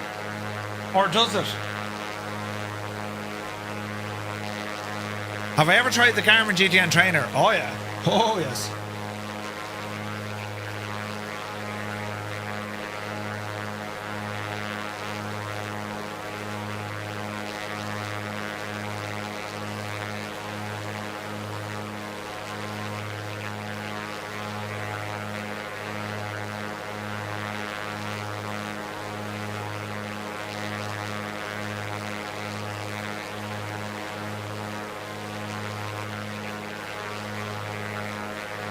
Right, well I dare say things appear to be working. I just need a button now for this. But yes, things appear to be working in our beloved sim, which is good news. Good news. Right, so to intercept this, we need to do a bit of a left turn coming in. Off the track, please. Let's go heading. There we are. So the Garmin trainer, you can get that from the TDS GTN 750 as well. And it's a full simulation of the Garmin equipment. They're very intuitive, I find, the avionics. Very, very intuitive. Like the GTN 750, this is a great machine. Granted, this is the PMS version of it. And the reason why I prefer to use this, the weather is very good. And also, there's other features like autopilot and stuff like that. But there's no doubt the Garmin one is more realistic.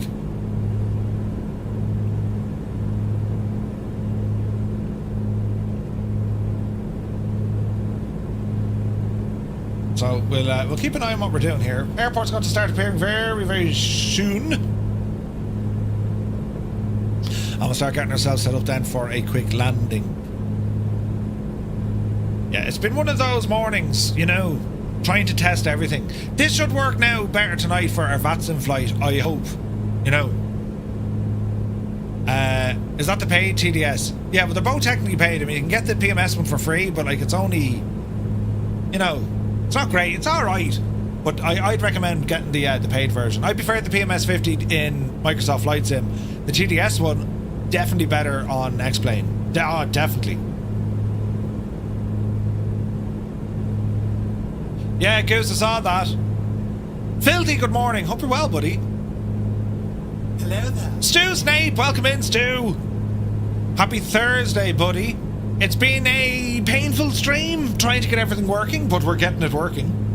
And so far so good, right? I've no idea what the settings were and why they weren't working, but they appear to be working okay now. We're back to being somewhat smooth. And unfortunately, there's no real way to test it unless, you know, there's no real way to test it until you're actually live, you know? You managed to get the WB Sim 172 working. Oh, did you, Schutz? What did you do? Because for me, it was shanked altogether.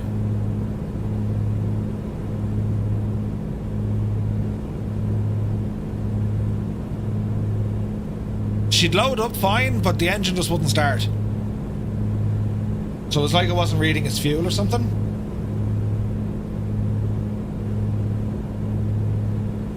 Now, airport elevation. 7,000, well, that's the pattern altitude. Sunrise, sunset, info, general. Elevation, 6,537 feet. How much is a hangar fee? Oh, there is a hangar fee.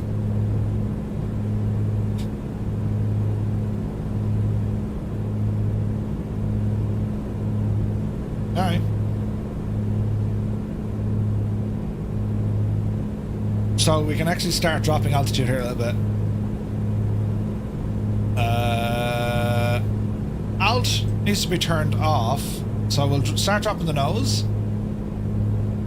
And we'll bring some power back. Not too steep. Lights on. Looks like it's the Boris sound pack that interferes with the startup. Remove that and it starts up fine, but it sounds rubbish. Oh, wait now. Does Tyler's add-on work in that? The Echo 19 one, no? Jay says, it works great. YouTube on the TV is only a third of the screen. We can't actually see much. Jace, you clicked on the wrong stream, buddy. There's two streams live. One is the vertical, one is the normal one. So if you click on the normal one, you get the normal full-size 4K. I think, you know.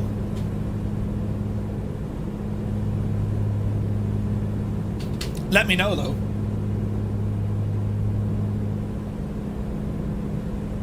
Jess, I must have wrecked everyone's head this morning with all the freaking alerts. Jesus. Good man, Murphy. Right, watch our altitude here now. Back to work, Stu. Have a good one, buddy. Zit, you like the vertical stream, do you? Cheers, man. So basically, that's where I was getting my issues this morning. It's how that vertical stream plugin is rendering. That's what was causing the issue. I don't watch on YouTube. You're only noticing now. Ah, nice. Okay. Yeah, like I hardly ever I hardly ever have to worry about rendering settings, so that's what it was, you know. So we'll see how it behaves, but it's look, there's an extra insight there, of course, and for folks who like watching on their phone. Jace, that was the one, sweet. All right, keep her going. We tell you wants to turn off. Jesus.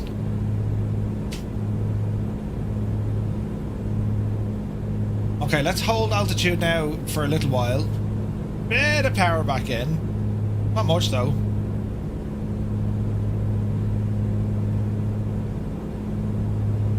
There we are. It's so cool, you can see the flight controls and the tablet too. Yeah, yeah. Hopefully it makes a bit of sense. You know, sort of. So, joystick, throttle, all my Stream Deck stuff. In behind this, of course, in behind this screen, well, that's where Navigraph is running over here. And that's on its own touchscreen. Ooh! Very fancy. You know. Big brain, Murph. Wait, what? Big brain. It kind of works sometimes, yeah. Not all the time now, you know. I often give myself issues and problems. But, look, these are all different ways. Having all this gadget stuff around you, and of course the you know, this stuff, it's a way of kind of enhancing your flight sim experience. I mean, that's what it's all about, isn't it? I mean, between OnAir running, Say Intentions running, we have friggin', you know, the Garmin stuff running, Navigraph is there, of course, as well. Pretty cool. P-Swan, how many overlays do you have for each thing?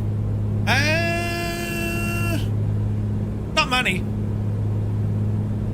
Not many. Like, I mean, on the main feed, you know, we've this.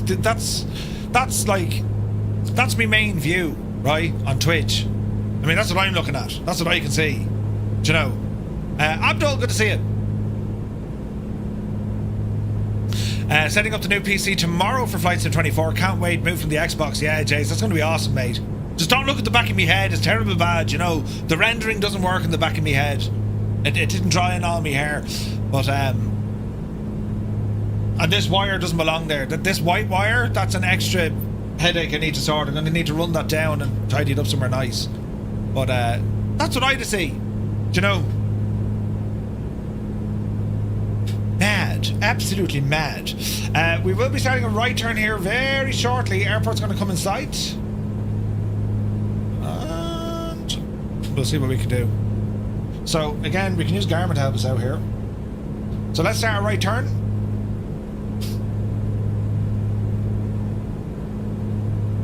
I reckon something like that'll do her. Aircraft is now turning.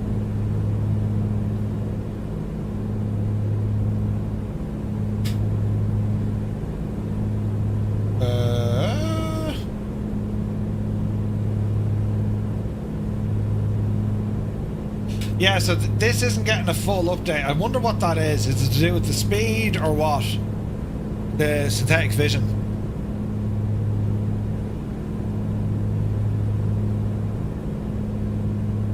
Oh, it does have Safe Taxi. But that's for Albuquerque. I don't want to see Albuquerque.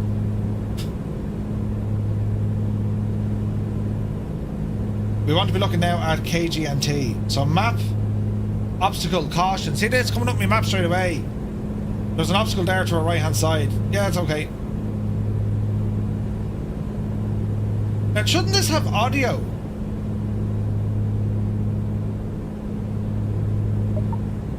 I imagine it does.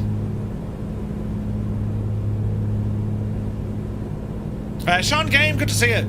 This is the Verbal VPC Constellation Alpha. It's a mouthful. And I use the Warbird base. It's very, very good. It's awesome, man. I love it. Alright, setting ourselves up here for a landing. So, ease off the power. Keep an eye on our cylinder head temperature. Lights are already on.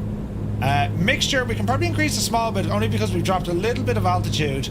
And autopilot at this stage, we can now go and disengage.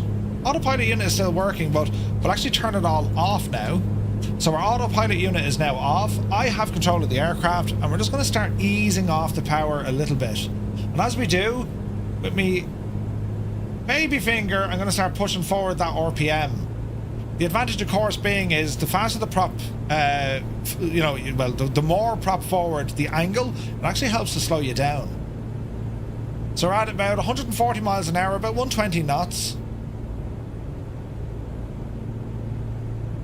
And well, so far so good. Let's see what happens.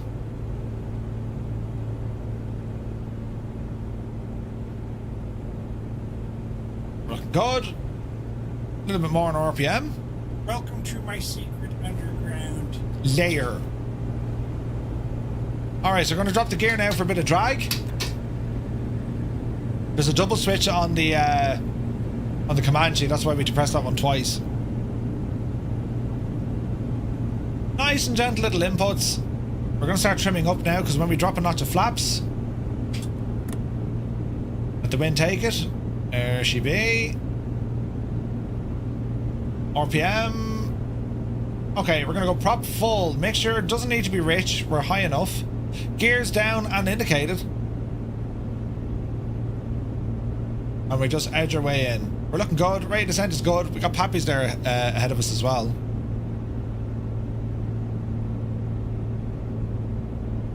So let's just ease our way in. Small bit of trim.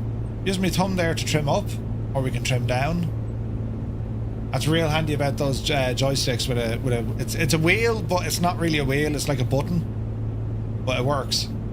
Watch the speed now. We're at 90 knots. Final approach coming in. Second notch of flaps.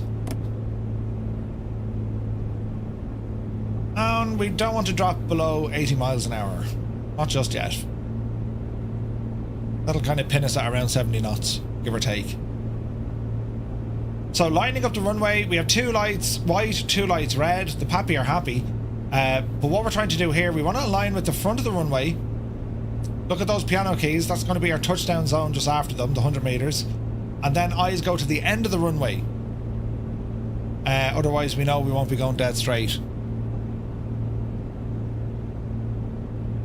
So, a little bit high now. We can correct all of that. Ease off the speed. Prop full. Mixture's okay. Gear is down. And start easing off some of that speed. We're a little bit high coming in, but we're okay.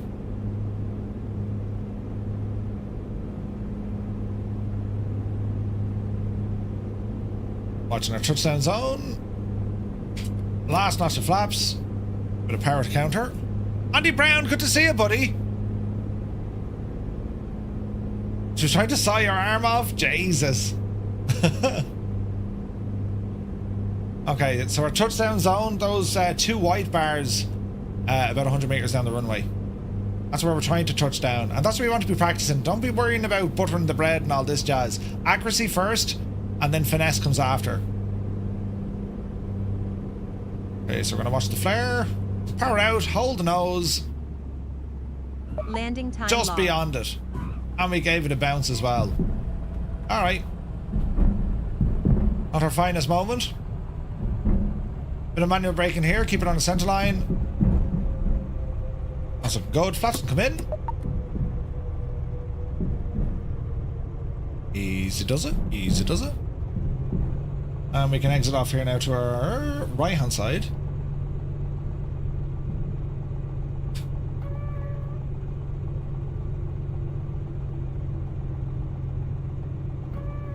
That's good. That's looking good. We got a safe taxi for here. Yep.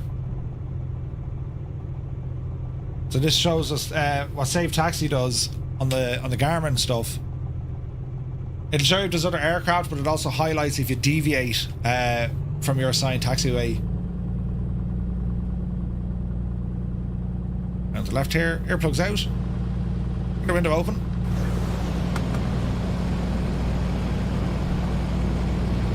And we'll ramble back in towards the ramp.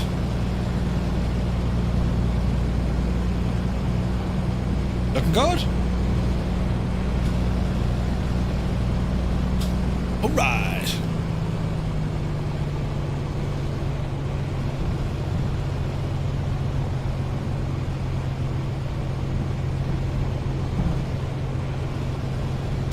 Visual Dark, it's the Garmin Pilot app. very good. There's a free trial with it. It's a subscription after that, but it's pretty cool. Captain Sickbag, enjoy your shopping, buddy. Tomcat is here. Good to see you. Really do love this plane. It's so good, man. So good. Man, we got a pair of DC-3s here. Nicely done, lads.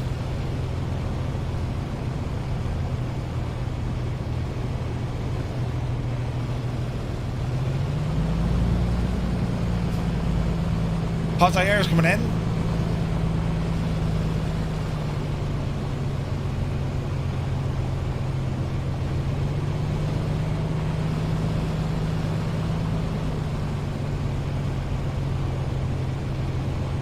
We're looking good.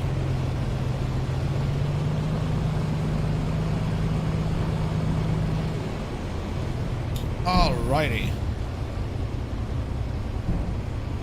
We'll hang a left here. Not sure why.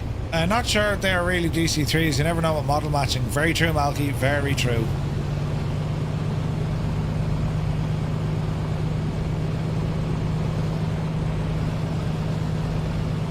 Alright.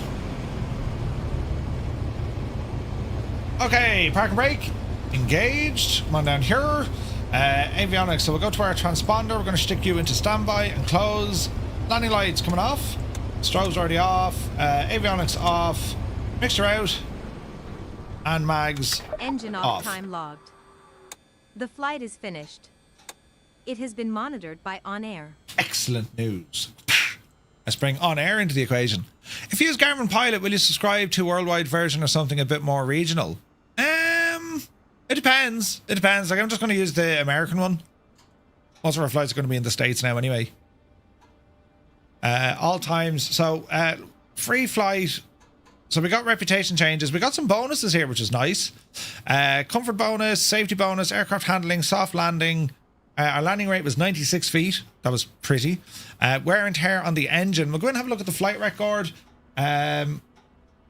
We lost 1 point, and that was on our landing. And we had a bounce.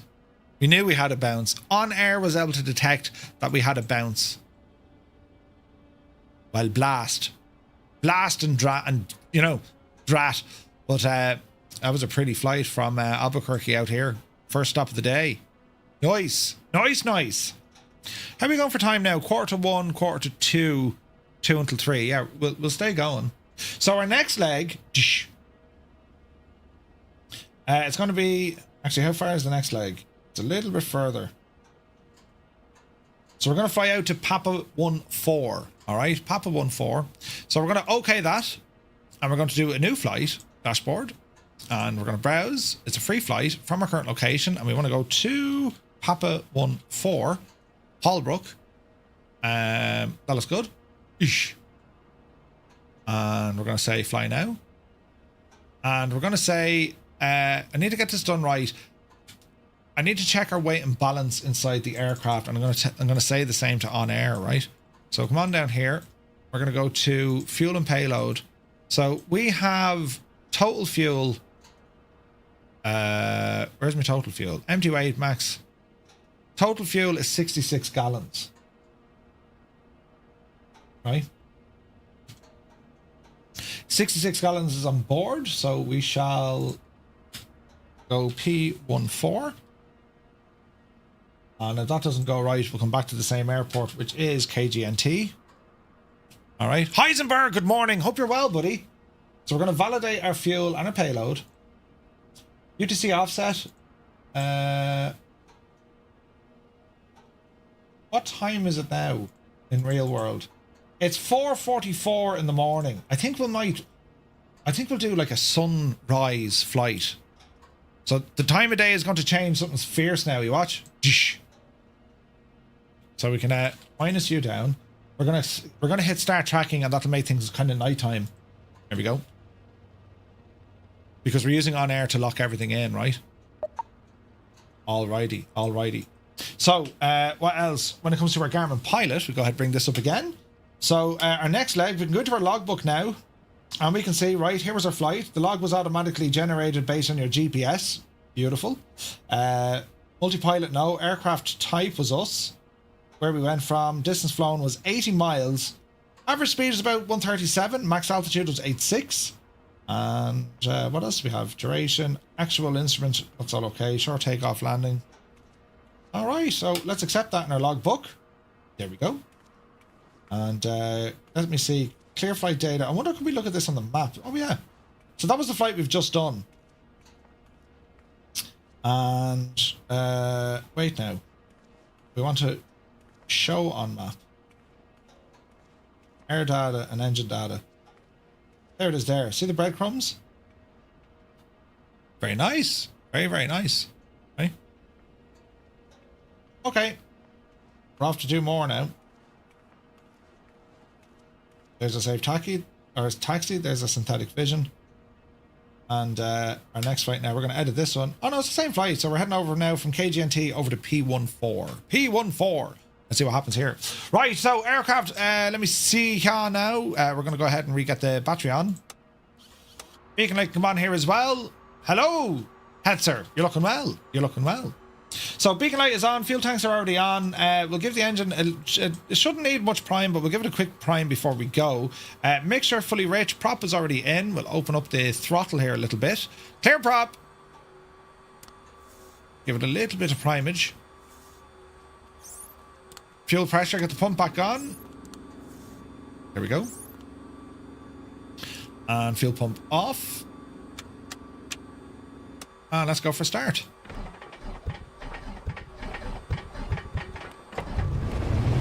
There she goes. Your flight will be monitored until you land and shut down the engine. There's never going to be the same exact startup when it comes to the Comanche. It's always going to be different.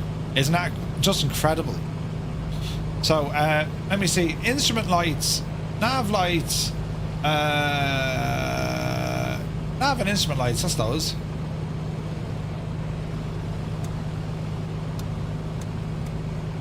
That's those. Alright. Close the window. Reset our barrel. And we just let the engine kind of idle here for the moment. Ease off the mixture. We're not going to fill. Alrighty. Vulcan, have a good one, buddy. Have a good one. Alright, so we're on live. Well, we're an hour off and it's live weather. Look at that for a beautiful morning here. Alright, alright. Let's go get ourselves situated. So we're going to be taxiing to runway 31. And we're going to maintain 8,500 feet on this leg. So, transponder, go ahead, altitude report, keep it VF4. Off the brakes, bit of power. And we should be able to get around here to the left. I think, yes. So we're going to go in alpha. Oh, very little curb. Very, very little. I'm only starting out with a couple of grand in OnAir Company, but not much. It's a great plane, Mike. Johnny Chu, Murph, during U2 I couldn't see you. When update 3 came out I could see you, but now update I can't see me again. Yeah, if you're on the beta, Johnny, you won't see us. You won't see other multiplayer folks unless they're on the beta. That makes sense. You know what I mean? Right, let us see here now. So I'm happy enough, don't need to do, well, technically you should do a mag test. But I'm happy enough with the condition of the aircraft. Oh, there's a bump thus far. Hang on right here. Let's see what's going to happen. On to the active. Lots of flaps to take off. Good. Get ourselves lined up.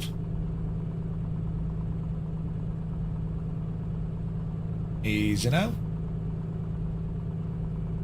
Alright. Alrighty, let's hold station. Easy does it. And we're going to be flying off the runway heading. Okay, we're looking good. Walking, talking, and squawking. Power coming in. Off the brakes. Yep, see Daisy. Takeoff power set. Bit of right rudder needed. There's 40 knots. OnAir is tracking us. There's 60. There's 70 knots. Yupsie daisy. Pause and ready to Airborne time climb. logged. Gear coming up.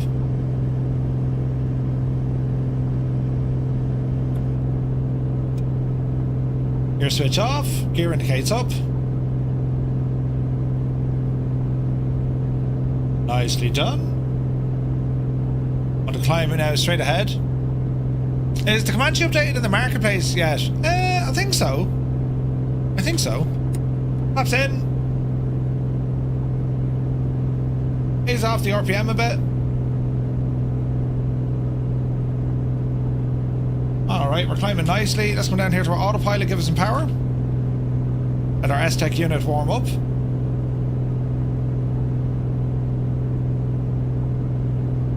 It's ready. Alright, so we're going to go ahead, stabilize and heading mode.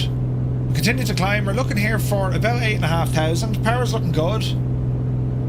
Mixture's looking good. And up to 8,500 feet again.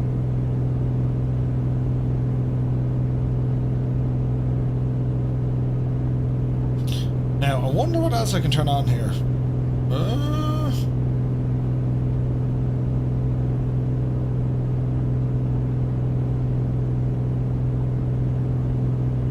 There we go. We're looking good. This is available on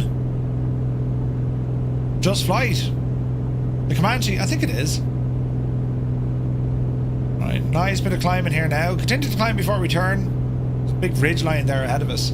So we want to get up to 8,500 feet. We'll then lock in our altitude hold switch. Right, that'll keep us going. And then we'll start turning into our course direction. 100 feet to go. There's Rex up there. Alright, altitude lock. And we will engage that. Now we'll settle down our owl S-Tech. It'll tell us now what way it wants to trim. Speed is coming up here like an absolute champ. Trim down. There we go. Could be a little bit too much on that. Although as we speed up, the nose will want to lift anyway. So far so good. Okay, manifold pressure is good, but we're going to start reducing out some of the RPM now.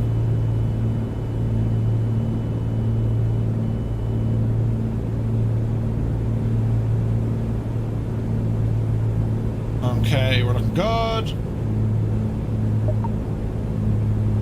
21 squared. 8,500 feet mixture.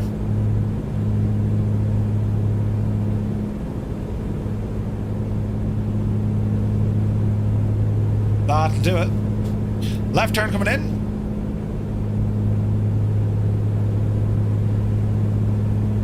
Beautiful sunrise. All right. We seem to be going good. So, we're tracking here now. We're going to pick up that magenta line again. And we're then on our way over to Papa 14. What do we know about this place? Holbrook Municipal.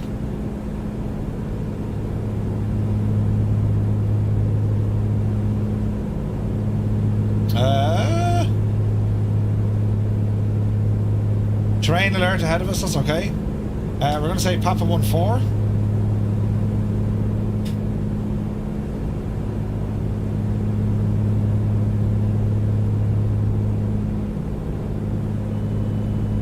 Is that right?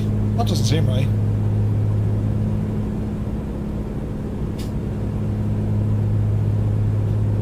Okay, so airport information is all we have there. Fairly basic. This is going to be a small little it's just a small little airport. Now, where we're flying at the moment is giving out about terrain. See the obstacles ahead of us?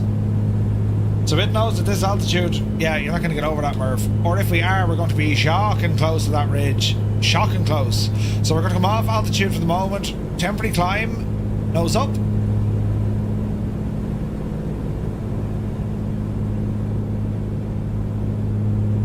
we'll just climb over the obstacle. A little bit of a left turn as we're doing it. Mrs. TPH, hi, good to see you. The lady inverted. Cockspur, Seb, how's it going, buddy? Hope you're well.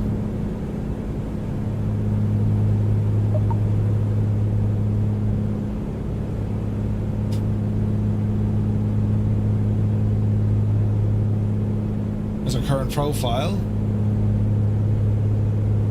So we're going to be clear of all this mess now in a moment.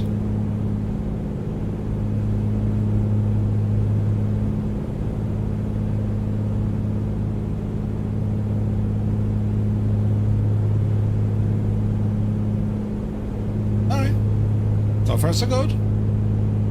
So we're coming up on 9,000. We'll hold at 9,000. A little bit of a thermal. Easy now.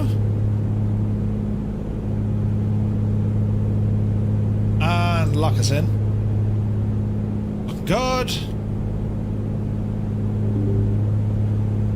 Let's see what happens.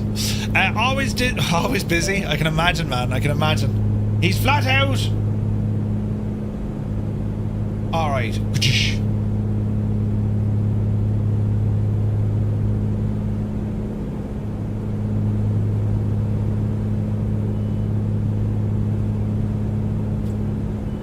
Right, Murph, what can you tell us about this location?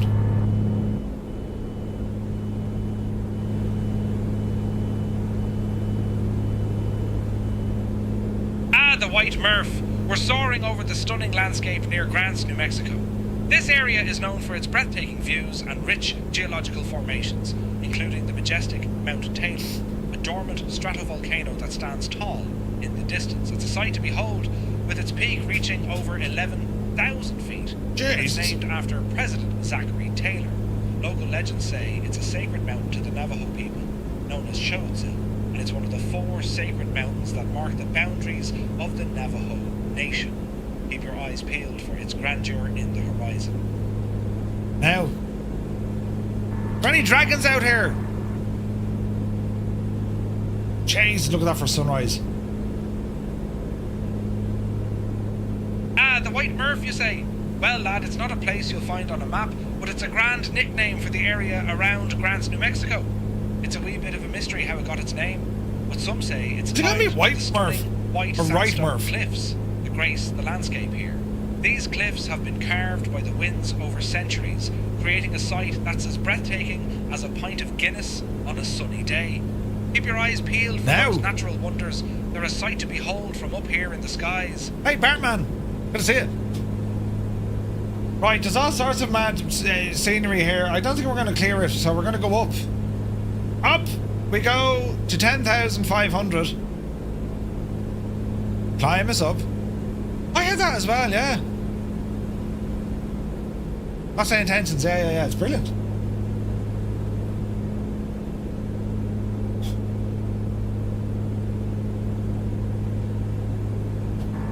Murph, what are you calling me?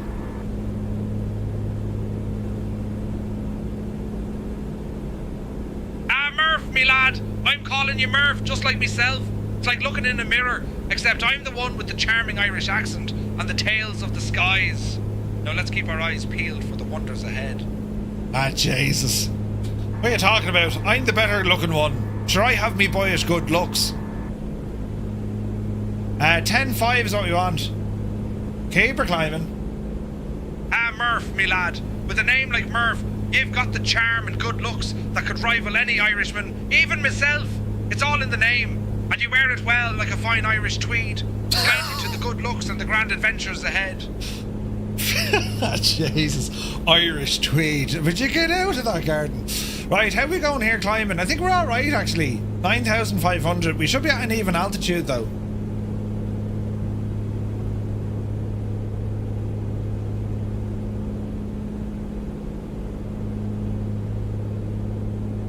With the oomph on the L manifold pressure.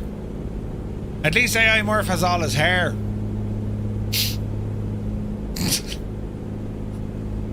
Jesus, that was harsh. Wasn't that harsh? I ignored it.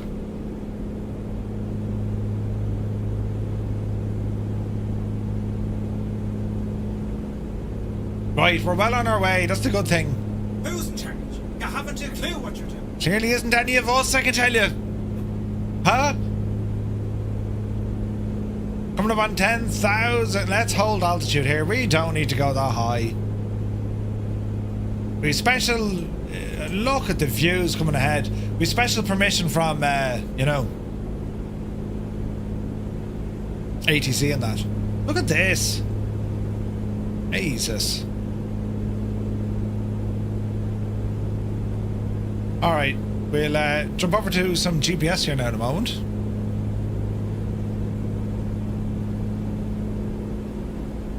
Looking good.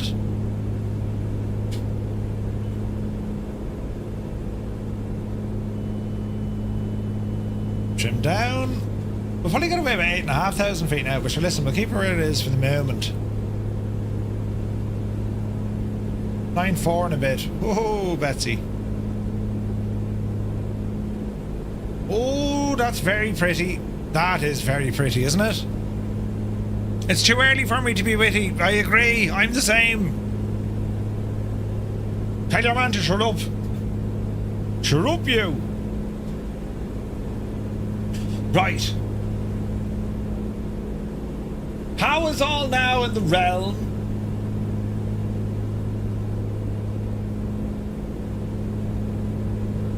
I dare say it's okay. That's a big 10-4, good buddy. Fly with Stuart, thank you very much indeed, buddy. Jesus, 8 months, man. Thank you very, very much indeed. Hope you're well. Right. Small right turn. Not too much. I just want to catch up all this here and it aligns correctly. Just giving out about me trim again. Down there, you devil.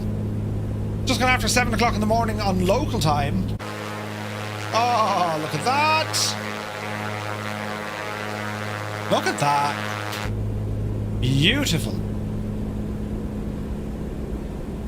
Okay, let's go track mode. And it'll lean us in to pick up that magenta line and then lean us out once it has it. In terms of power settings, we're alright. We're moving nicely, lads. It's all coming together like a great plan, you know.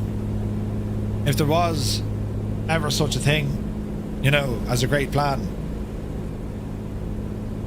You wouldn't know your luck.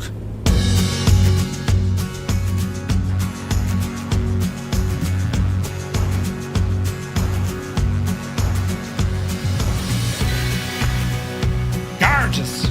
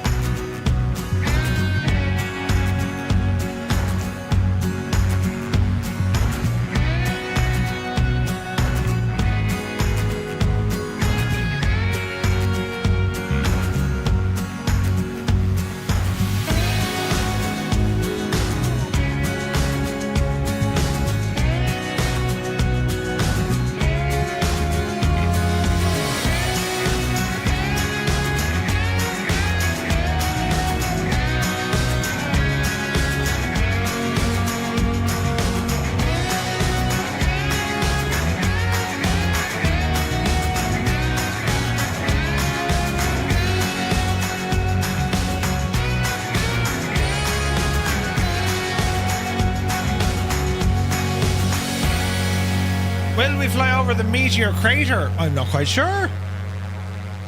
Not quite sure. I don't think so. Right now, are you trying to get us back on the owl? It is. Look, see the we'll go high. We'll go high sensitivity. Let's see what this does. Chris, thank you very much indeed for the follow. Welcome aboard. You're very welcome in. A very happy Thursday to you. We need to do our briefing now when we land for our VATSIM flight tonight, lads. We're going to be flying in the MD-11. Oh, holy Moses! And we're going to be flying out of Northwest Beaches in Florida, heading up to Memphis, Tennessee. Looking forward to it. MD-11 times it, absolutely, buddy. Be loads of fun.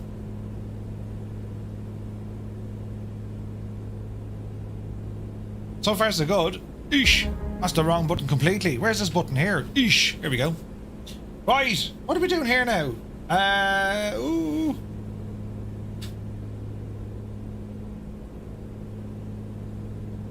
So P14. It's 81 miles out. We'll be there in half an hour. Look at the airspace is here. So we're actually under the ARTCC of Albuquerque.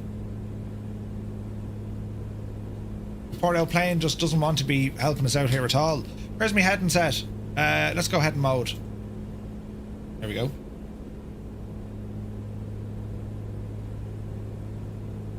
Did someone say VATSIM? Naughty, no, good to see you. MDA is here, good to see you. Welcome in, fellas. Hope all is well. Yeah, looking forward to it, Naughty. It's going to be a great flight tonight. Well, I'd say it's going to be a great flight tonight. There's every chance it's going to shag and break the thing, you know. Hope you're all well. You too, MDA. We're using some new Dougal McTavish. Did someone say VATSIM? Right? It's like you're walking into the bar, all the lads have their head down, and then you say, you know, would anyone like a pint? What? Right? We're trying new stuff, Naughty, MDA, and Dougal, over on YouTube. It's a new vertical stream. So there's two streams live over on YouTube at the moment. One is their standard one, what you see here on Twitch, and then the other one is a vertical stream. And I'm unsure about the old camera positions and that, but it seems to be okay for the moment. For the moment, it seems to be okay. Do you know? Eesh. They both felt a disturbance in the flight sim force, right? Is that why I got so many pings? You got so many pings because I shagged it. I was getting all sorts of issues. It's still not 100%, but it's better. You know. Major Dyer is in the house. Good to see you. Welcome in. Right, we're looking good.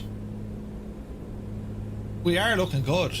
Temperatures and pressures, let me see. We're good. Fuel, good. Altimeter, let's just double check it. 21 and 21.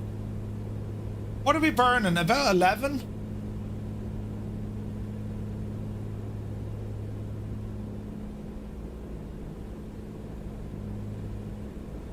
Easy. That's the best we're going to get it, I would say. EGT. She's alright. She's alright. Can't stop. Manic day at work. Saw the vertical one. Looks good. Nice. Have a great day, Naughty. Alright. We're doing well. We're motoring along. God, the Comanche is just a great plane, isn't it? It really is, like... Tis solid. Tis absolutely solid, lads. Brilliant. Now, let us have a look. Yes. And yes. And Twitch seems to be happy-ish now. It says it's stable. See you later, absolutely. We'll do a briefing here now in a bit. We need to figure out, well, a couple of things. We need to get the MD-11 into action. And we also need to, whatchamacallit? We also have to get the briefing of what's happening.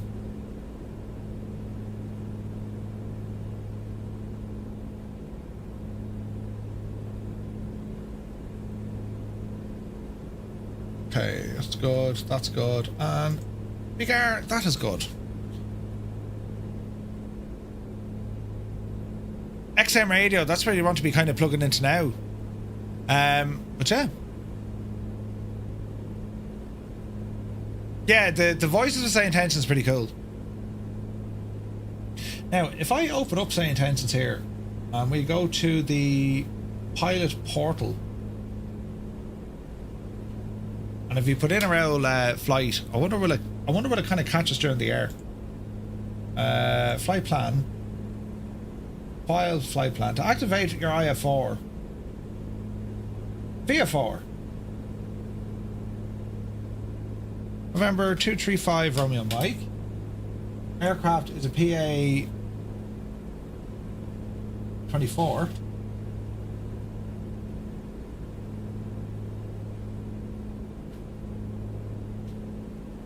Altitude, what are we at? 9,500. Airspeed in knots, 130. We departed out of KGNT and we're heading over to P14. Alternate will be KGNT. Flight route is direct.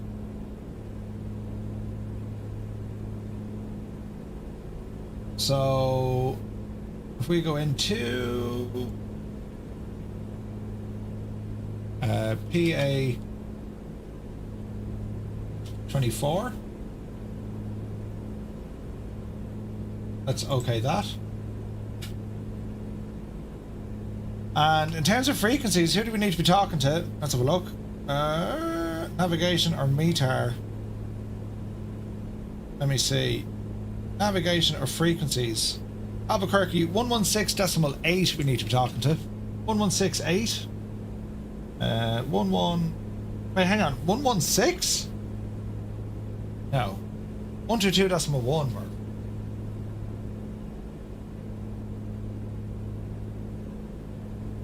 Let's see if this works. Albuquerque Control, November 235 Romeo Mike.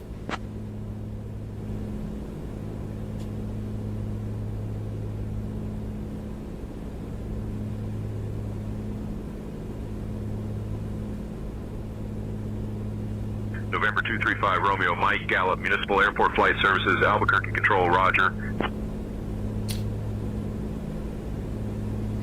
November 235 Romeo Mike, we'd like to request flight following. You need some zoom in the bottom vertical screen, hands are small. Gibbo, good to see you! Gibbo! Can you see that? November 235 Romeo Mike, contact Albuquerque Center on 124.325 for flight following. Contact Albuquerque Center 124.325. November 235 Romeo Mike. 124.325. 124.325. Albuquerque Control, November 235 Romeo Mike, requesting flight following.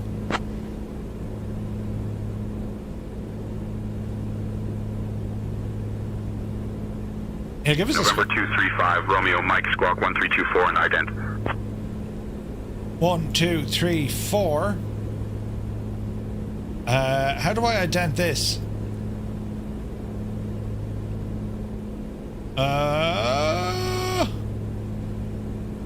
Ident. 1, 2, 3, 4, and there's your flash. November 235 Romeo Mike.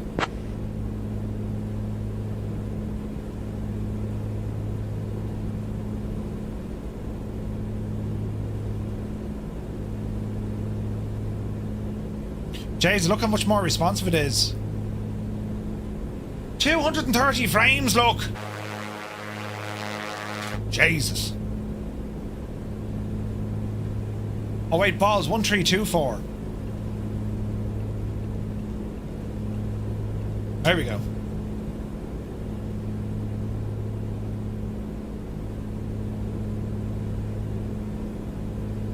November 235 Romeo Mike, radar contact. Over Andrew Otho Memorial Airport at 90300 feet. Zuni altimeter 2983.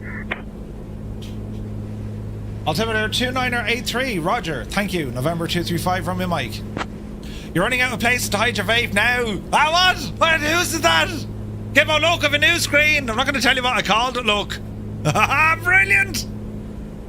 And then it disappeared me from here, look. Jill, brilliant. The things we do. The things we do. There's a Garmin pilot we're using here as well, look. Ooh, isn't that fancy? Bring up this screen as well, look. Ooh, isn't that fancy? Absolutely freaking gorgeous.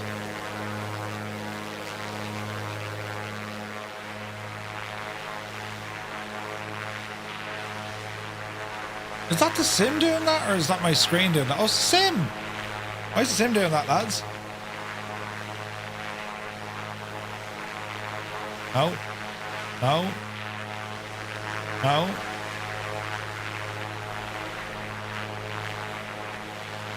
That's weird flickering happening. Why are we getting weird flickering? Just when we thought everything was grand. Oh, Jesus.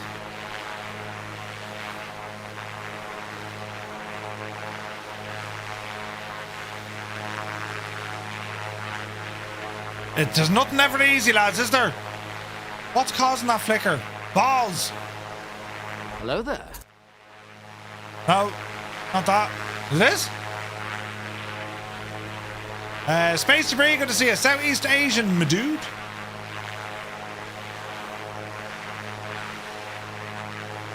That one? No. This one? No.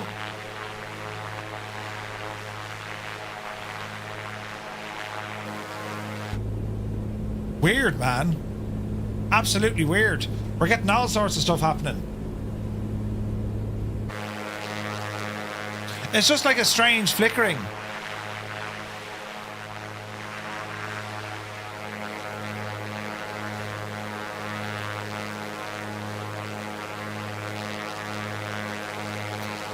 Oh, that is pretty. The old Comanche, it's an absolute machine, isn't it? It's gorgeous.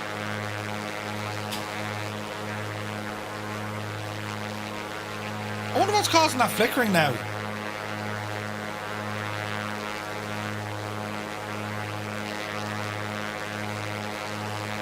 Was it difficult to set up Garmin Pilot with the sim? No, not at all. Not at all, Hermit. So basically, what you do is you download your Garmin Pilot, you download flight events that we used to use many moons. Oh wait, where is that gone actually? There it is. That's flight events, and that connects and talks to everything.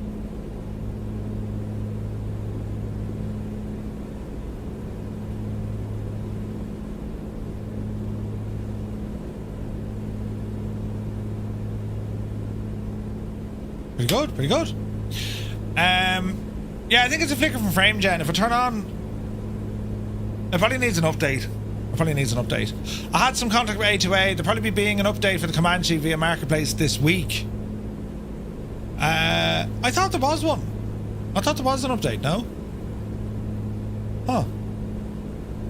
I don't know. Right, where are we landing? Multiple options for our approach. Let's go in and get some information. Runway. That's the wrong run. That's the wrong airport, Murphy. There we go. No wind data for here. Okay. Elevation 5,000. Let's have a quick look. Oh, we've a split with the grass runway here as well. All right. Charts. Airport information. 29 is grass, 3 or 21. We'll go with runway 3.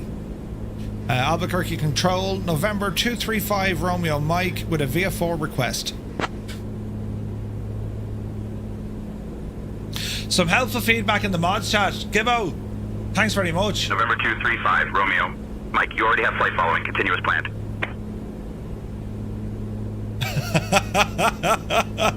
Brilliant. November 235 Romeo Mike, we would like to make a landing at Papa 14. That's brilliant, Gibbo. November 235 Romeo Mike, clear for runway 29, approaching the Papa 14. May we request runway 3 if possible. I don't want to do a grass landing. Let's see what he says.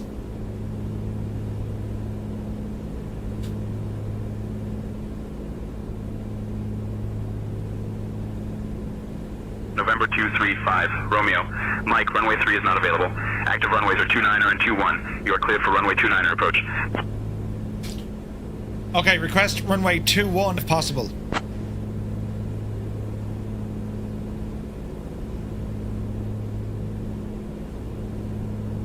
November 235, Romeo, Mike, runway 21 is available. Cleared for runway 21 approach into Papa 14. Roger. Cleared for runway 21 approach into Papa 14 for November 235, Romeo, Mike. Thank you. Interesting stuff. Interesting stuff. Gibbo's watching me on the friggin' vertical cam. That's hilarious. Right, we're looking alright, boys. We're looking alright. Temps and persons with the aircraft, all is looking good. Lights, we left them on. Marketplace, yeah, it's it still has delays with updates. Even though some developers can get them through, you know, right away, others can't. So, yeah, I don't know. Right, so Papa 14, 15 minutes out. Okie dokie. Scenery streaming from Marketplace is glorious though, 100%. I'm surprised it cleared you to the grass runway first over the paved, as am I. But who are we to question these things? It could have been a real world thing, you just wouldn't know. And what I like about what Say Intentions can do now, it can read the TF4s and all that, you know what I mean? So many buttons, absolutely. There are many buttons here, PS Mirandai. Many buttons. I'm thinking of getting more. And I also have my phone, well, an old phone. That's actually tracking the VATSIM radar over by yonder. So, like, there's it right. It's very confusing here. But it's mighty. November 235, Romeo Mike. Request descend 8,500. Rip Johnny, good to see you, Rip. Welcome in. November 235, Romeo, Mike, descend and maintain 8500 feet. Descend and maintain 8,500 feet. November 235, Romeo Mike. Alright, down the hill. Easy, easy, easy. Alright. As our speed goes, the nose is going to want to come up, you see.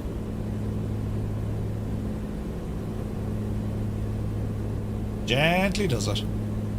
So it's a runway 21 approach, so we'll start making our way over that direction.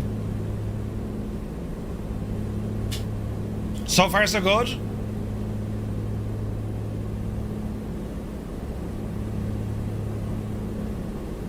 So the only limitation seems to be from SimConnect. So it's getting information like every 2 seconds, you know? Malky, VF4 or fly following, yes.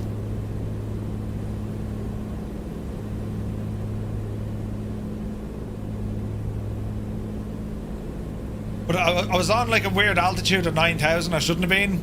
Like, technically I should be on an even number plus 500. So I'm just asking, well, it's not really permission. I'm just kind of saying, well, it was permission. I should have just said, hey, I'm doing this now. You know what I mean?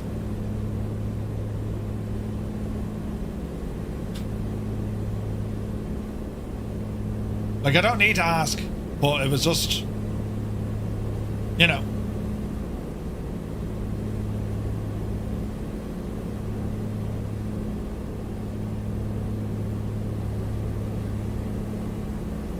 Alright. We're looking good. We're looking good. Okie doke. Right, so this is as far as we're going to get on this trip, I would say, because I want to go over and do some of our VATSIM stuff next. And, yeah.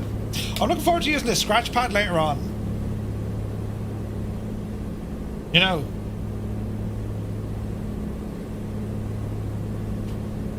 We can do all this sort of stuff, you know.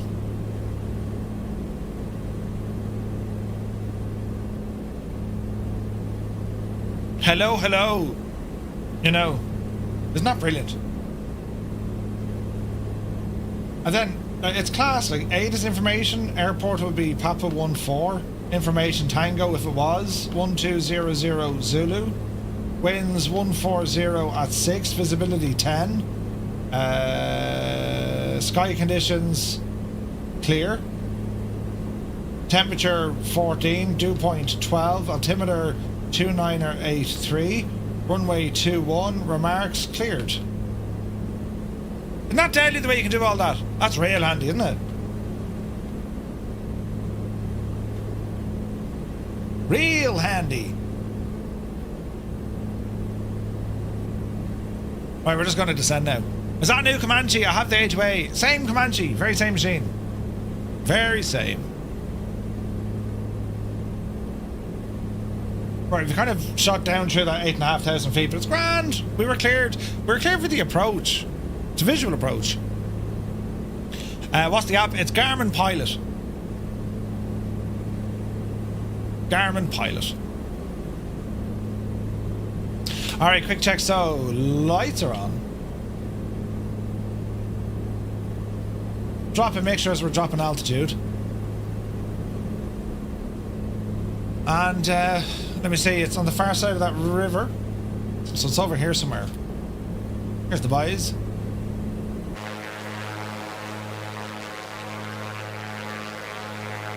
It's absolutely beautiful out, isn't it?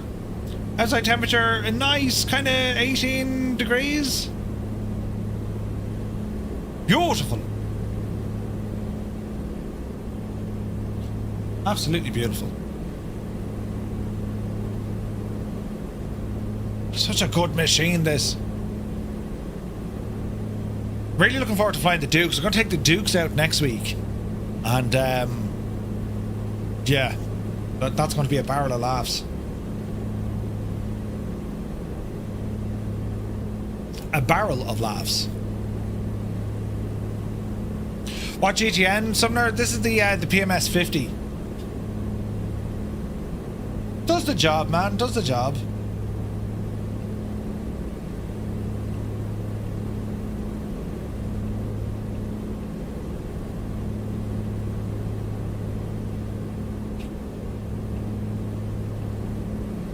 I'm surprised it's not showing me traffic. Oh, there it is. Should be on this screen as well, though. Okay, we're going to be setting down over there.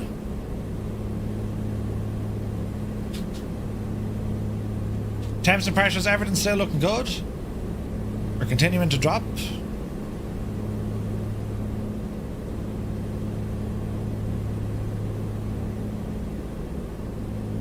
We're about 10 minutes out, maybe less.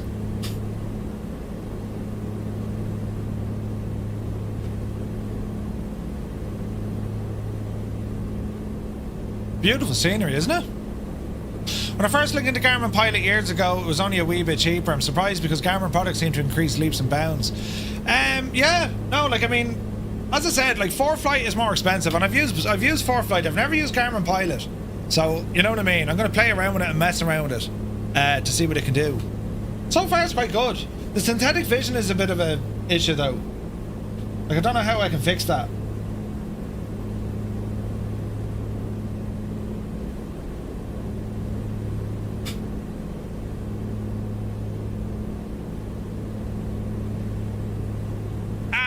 Me lad, at our 12 o'clock, just 2 miles out, we've got the Petrified Forest National Park North entrance. Petrified Forest. This place is a real gem, like finding a 4-leaf clover in the middle of Dublin. The Petrified Forest is home to ancient trees that have turned to stone over millions of years. It's like Mother Nature decided to play a wee prank and turned a forest into a rock garden. These petrified logs date back to the late Triassic period, over 200 million years ago, when dinosaurs roamed the earth. Imagine that. It's a sight that'll make you feel like you're flying through time itself. So keep your eyes peeled for those ancient wonders below. They're a sight to behold from up here in the skies. Now, you heard it there first. Brilliant.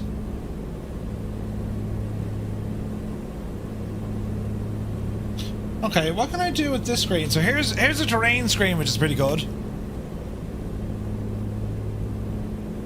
So what you're seeing on the right hand side, John, that's all part of the Garmin pilot stuff, which is separate.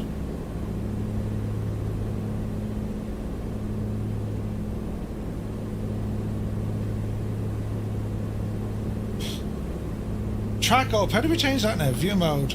Arc. Why does it have to be track up? I hate track up. I'm a north up kind of guy.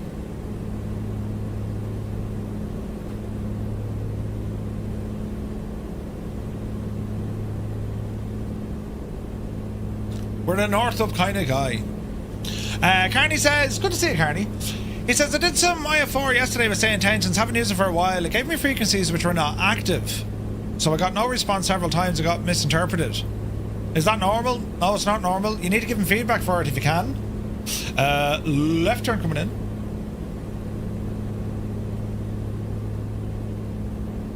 And we shall watch our old descent path here now.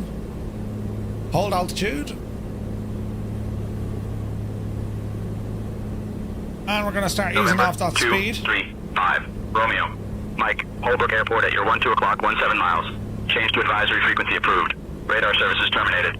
Squawk VFR. Take care. Change frequency approved. Over to advisory. Squawking VFR. November 235 Romeo Mike. Thanks for your help.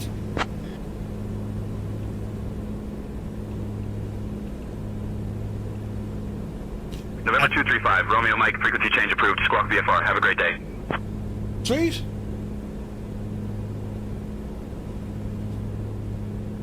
Holbrook traffic, November 235 Romeo Mike, a Piper Comanche. We are 4 miles inbound runway 21 full stop. Holbrook. I need to find out why me feckin' things are causing things.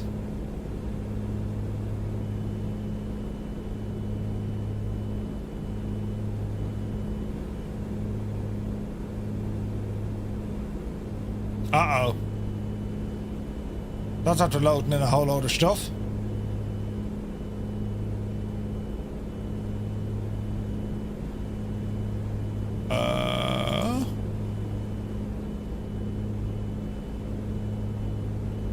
Yeah, it needs a tad bit of work, this.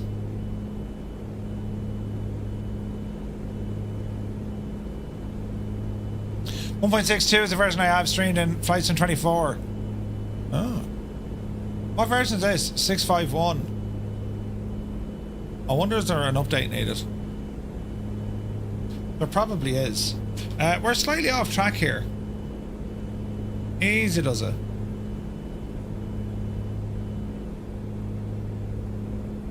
Alright, we're looking good. Inbound. Beautiful scenery though. Look at that. Isn't that gorgeous?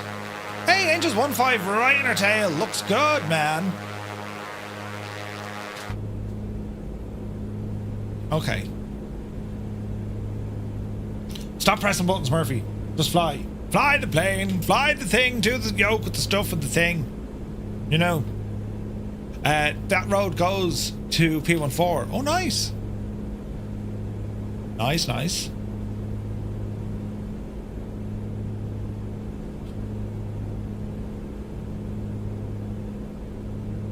Let's have a look.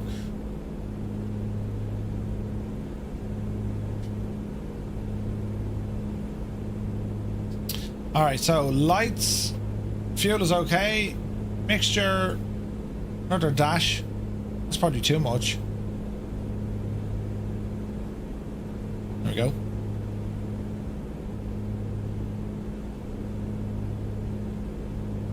Do you get the weird thing in the pitot heat? Like a heat effect that does crazy? I think they fixed that.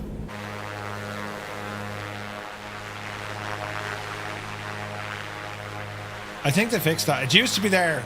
I know what you're talking about. I've seen it before, but no, I think it's gone. There's something in here that's not making life nice with nothing else.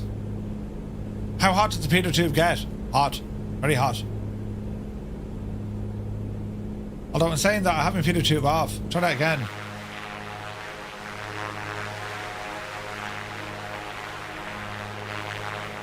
Barbecue hot. It gets hot. Like it when they're fully on, when they're on full pelt, they can burn you, like, you know what I mean? Man, I don't know what's going on with my filters. I wonder is there an update?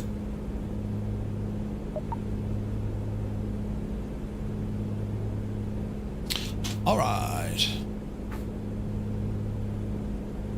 Strobe light as well. Yeah. Oh yeah, the strobe was acting the maggot as well. Yeah, they're all fixed. Okay, autopilot. We'll take a look, Chip. Autopilot off. I have control. Let's see what we can do. Did you get this mod from A2A or any other site? Because I've not update whatsoever, unfortunately. Space Debris. There was a new installer that they gave with a product update. So if you're using the old installer, that's why. Or if you got it on the marketplace, I don't know what the issue was.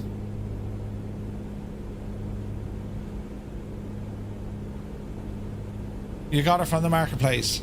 Yeah, I'm surprised. I thought there was an update there. Alright, watch the speed. Watch the RPM coming in. Easy does it. Watch the speed. We're descending here fairly lively.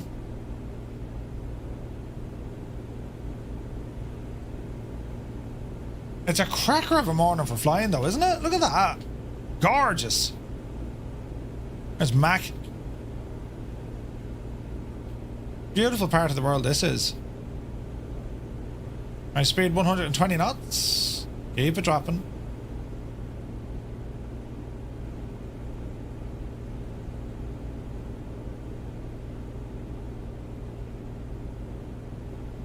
Easy now.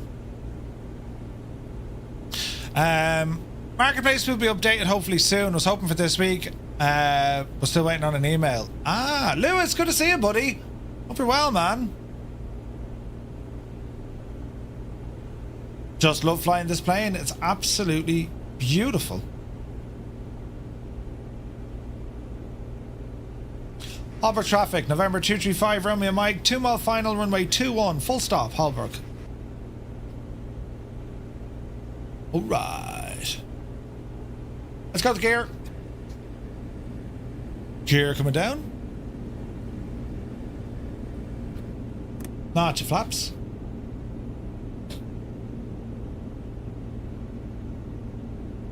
Bit of trim.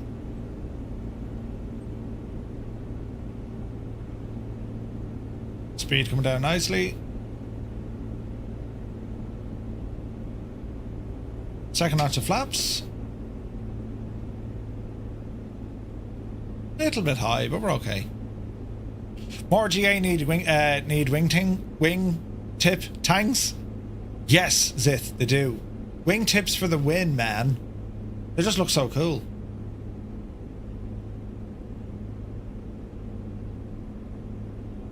Alright.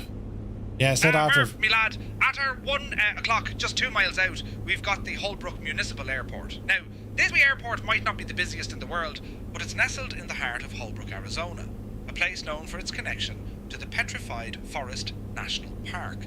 Holbrook itself was founded back in 1881, and it was named after Henry D. Holbrook, a railroad engineer. The town has a bit of a Wild West history with tales of cowboys and outlaws roaming the streets. It's a spot where aviation meets a bit of frontier history, and it's a grand sight from up here in the skies. Now, put that in your pipe and smoke it. Alright, touchdown zone. Landing time logged. A very gentle landing. Keep it on the center line. There we go. There we go. Alright, speed coming down, flaps coming in. And we will taxi to somewhere. There seems to be a bit of life down at the very end of the runway. We shall try that. Alright. That's pretty.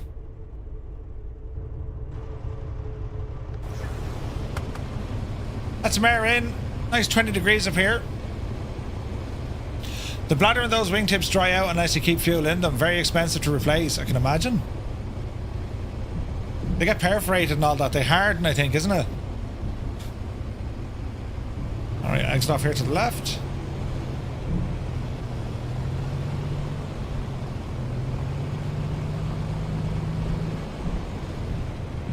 Easy now.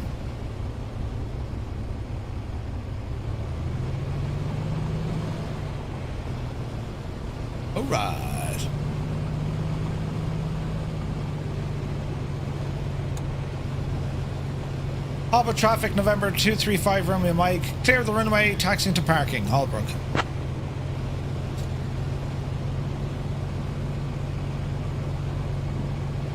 Gorgeous machine, this.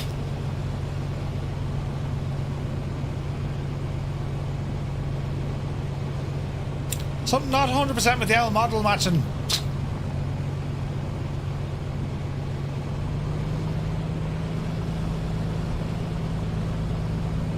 Easy.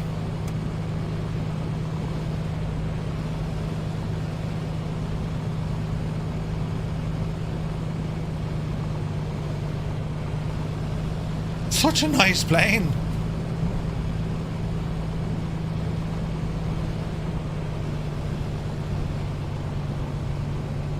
Over to the left here.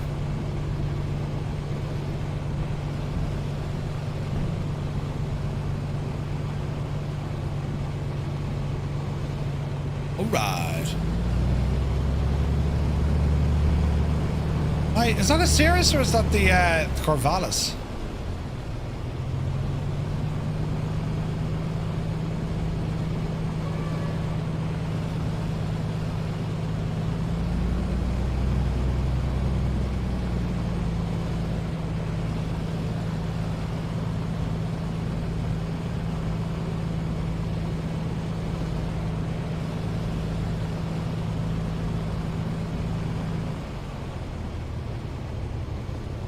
Easy, does it?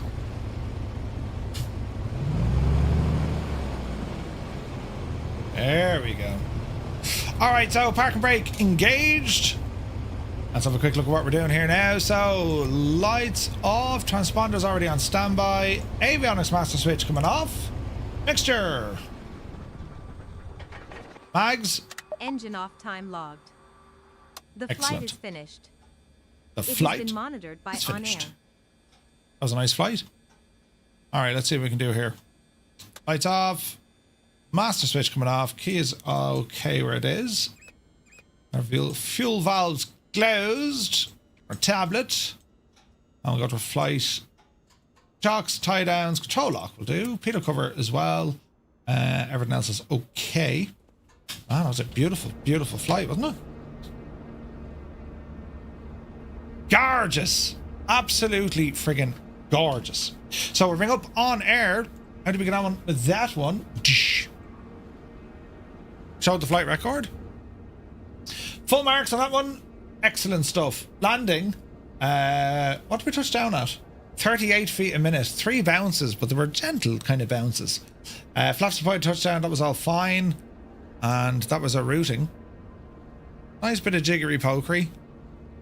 And then our approach in. Man, look at the scenery out here. Isn't it beautiful? All right, we will have a look here. Free flight, all good. Comfort bonus, safety bonus, aircraft, loads of bonuses. And we got a few quid for this one as well. Perfecto. So we'll okay all of this. My current cash is 154,000. Jesus. Brilliant. All right, OnAir, you've been absolutely fantastic. We'll catch you on the next one. And from here on in, lads, we're going to go and have a look at our briefing for this evening. Now, there's a couple of things. Does Reshade need an update?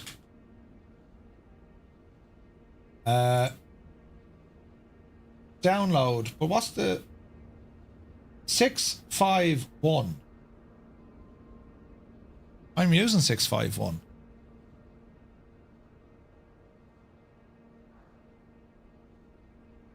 Hmm. 651. Do not share the binary files. That's okay. Quick start run. That's odd, isn't it? Merv, could you check out SkyVector Design St. Bart's? We did last night. I think it's SLH Sim Designs. Gary, we were there last night, buddy. 6.5 releases 3 months ago. Let's see. Added separate GPU timing. Yes, we're on the latest and greatest. So what's going on here, lads? The sim isn't liking it at all. Interesting. Right, let us go to the main menu. And while we're here, let's have a quick look at the Garmin stuff. We can open our logbook. And this recorded a new flight. Wants us to review it. The log was automatically done. You flew from there to there. We'll accept that. See? So that's 2 flights we've accepted. Aircraft operator. No, don't worry about that. Cancel that. Let's come back here now to our map. Nice. Nice. I'm enjoying this Garmin pilot, it has to be said. And so look at this now. Okay, so endorsements. Currency reports. Ooh. Last 7 days. Oh, look at that. It's showing where we flew. Aircraft fields, total distance. Flights to, legs to, 1.4 hours. Cross country. Aircraft types. And characteristics doesn't know. All right. Let's go into... Let's see here now. Checklist, imagery, terrain, SIN, settings. That was our flight plan. That was our original flight plan that we set for earlier on. So we only got from Albuquerque to Grants, then Grants over to Holbrook. We'll continue this one on another day. That'll eventually get us over to Flagstaff. But we can park up and stay here for the night. And what are the warnings? Highest obstacle and highest terrain. Okay. Performance data. So we were running 2121.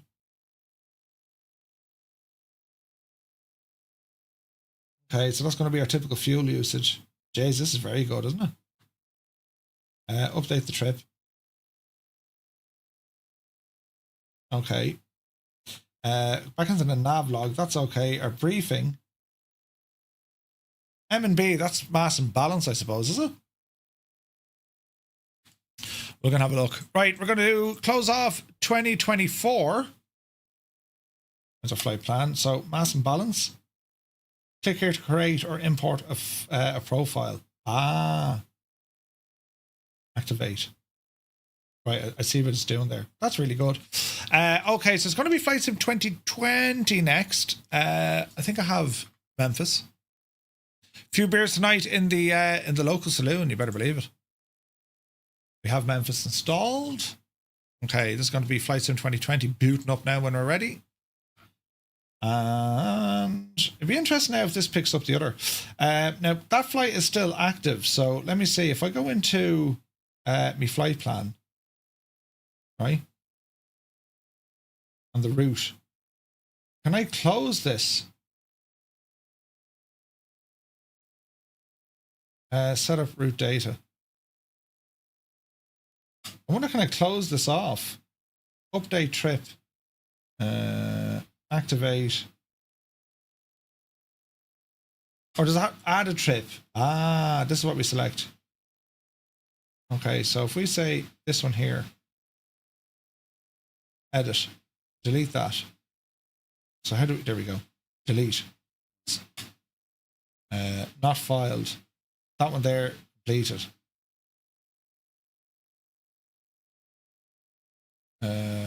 Delete that. Okay. So what we can do, we can add a trip into this now as well. That's pretty handy. All right. So what are we doing here now, lads? We're going to be going over and we're checking out Flight Sim 2020 because we're planning for our flight tonight, right? So let me see. We're going to open up VentuSky, right? And let me see here now. So we want VentuSky open. We're also going to want the VATSIM radar open, right? And we'll also open up some SimBrief here as well. All right, so the weather for this, well, for today, let's come on down, Sean. So we're going to be blasting off out of premium. Hang on, can we not just log in here?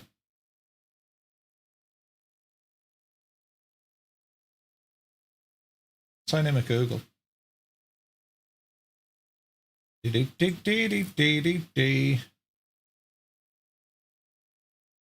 Home.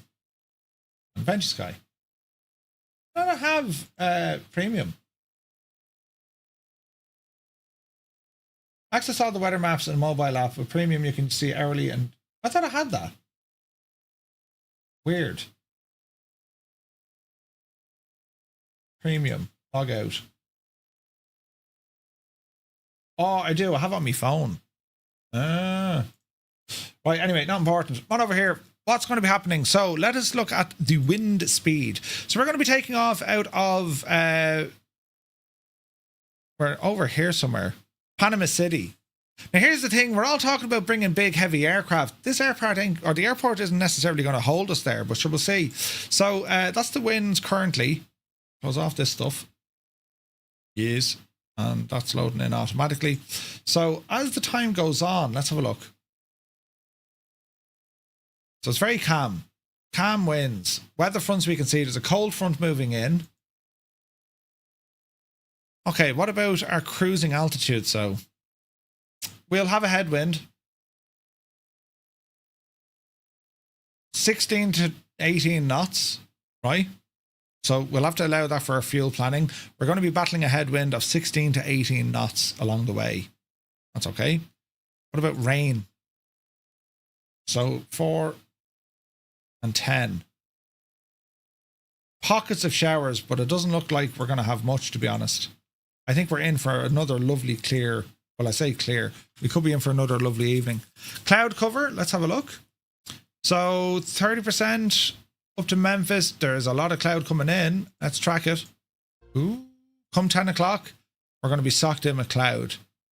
So there's a lot of cloud coming into Memphis. 9 o'clock. 8 o'clock. All right, so we'll want to be careful with that. 100% cloud cover. That might bring some stuff in. Not using 2024 for Comanche. we're going on to our VATSIM briefing. Just a quick look at what we're doing tonight for our VATSIM flight.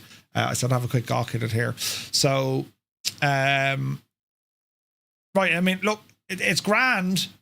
We just need to watch for that cloud. That's all.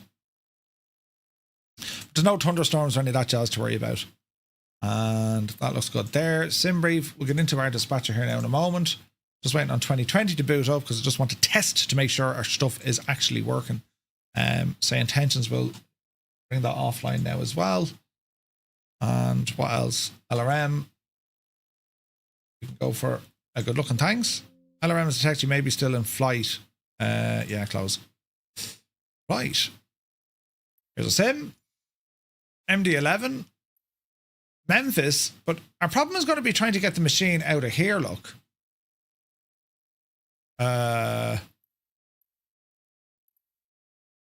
Northwest beaches. Like, relatively small. Now, it's a big runway. So, horse it in there and let's see what happens. It's like 10 to 8 in the morning. Let's see what happens, right? 10,000 foot runway. Yeah, Malky, so like, we should be okay taking off. Our main challenge, I think, is going to be the our main challenge is going to be taxiing. You know what I mean?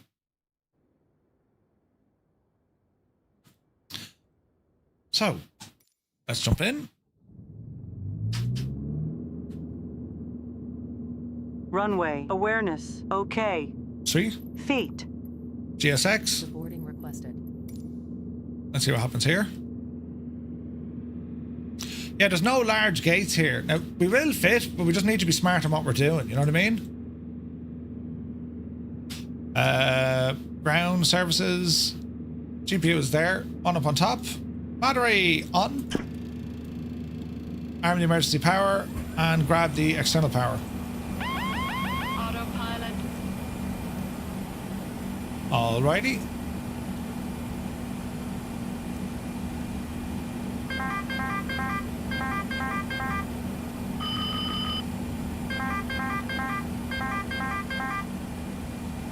Alright, so aircraft loaded in, okay. GSX isn't given out to me. So no update needed there. So that's good news, alright. I suspect the Y key might get some use for parking. I reckon so, Dougal. I reckon so. So outside, let's have a quick look. I don't see any issues now with reshade, which is nice. Getting 80 odd frames here.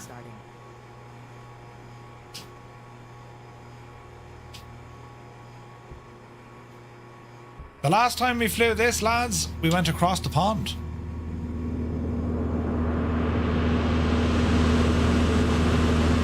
Jesus. Okay, so as I said, I'm not too worried about the runway length. This is purely down to how many of these large aircraft can we fit in. There is a little bit of space down here. You know, you'll probably get... There's a bit of space down here. We'll probably get 4 or 5 larger aircraft in. And failing that, we'll just have to watch our timing. You know, there could be a queue of us waiting to connect to the network. You know what I mean? Right, so what do I want to do here? Let's go ahead and open up our vPilot plugin. We'll do the same over here. vPilot. And I need to configure this.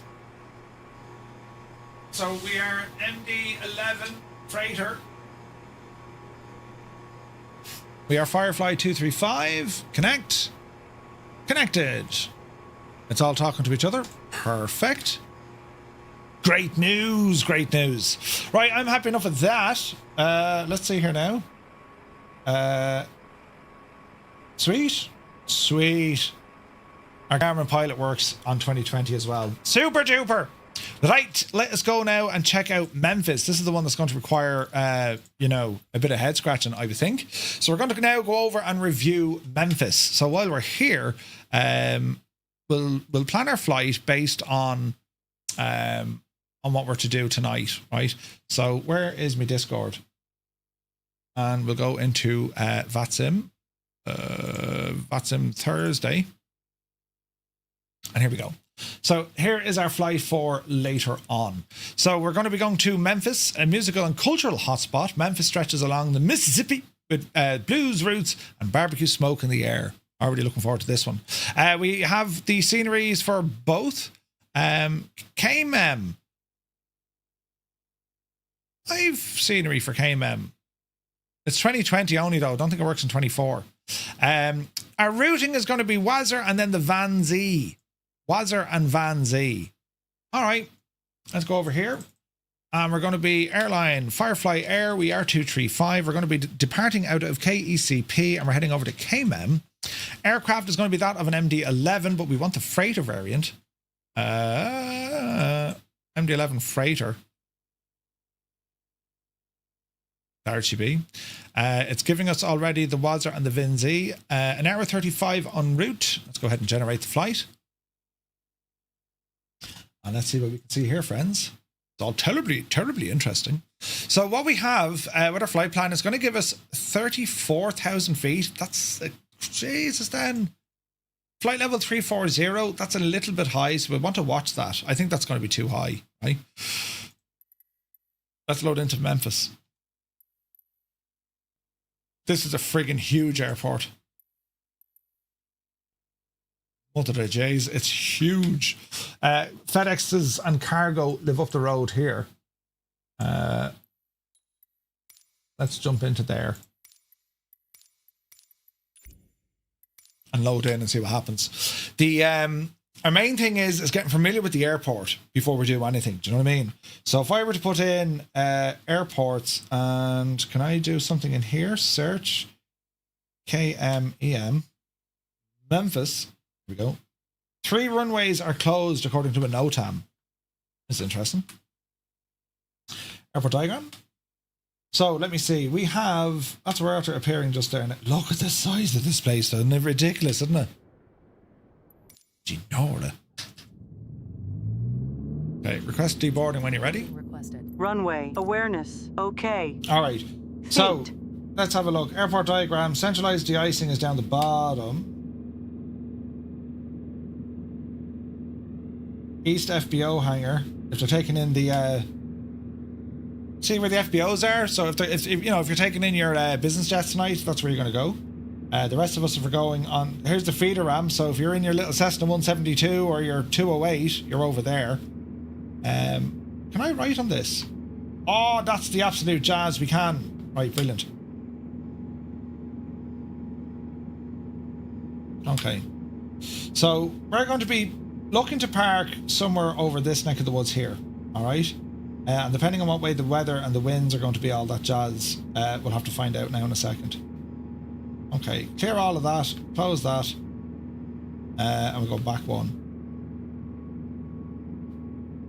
Instrument approaches, so runway 9er, 27, 36 right are closed, and 27.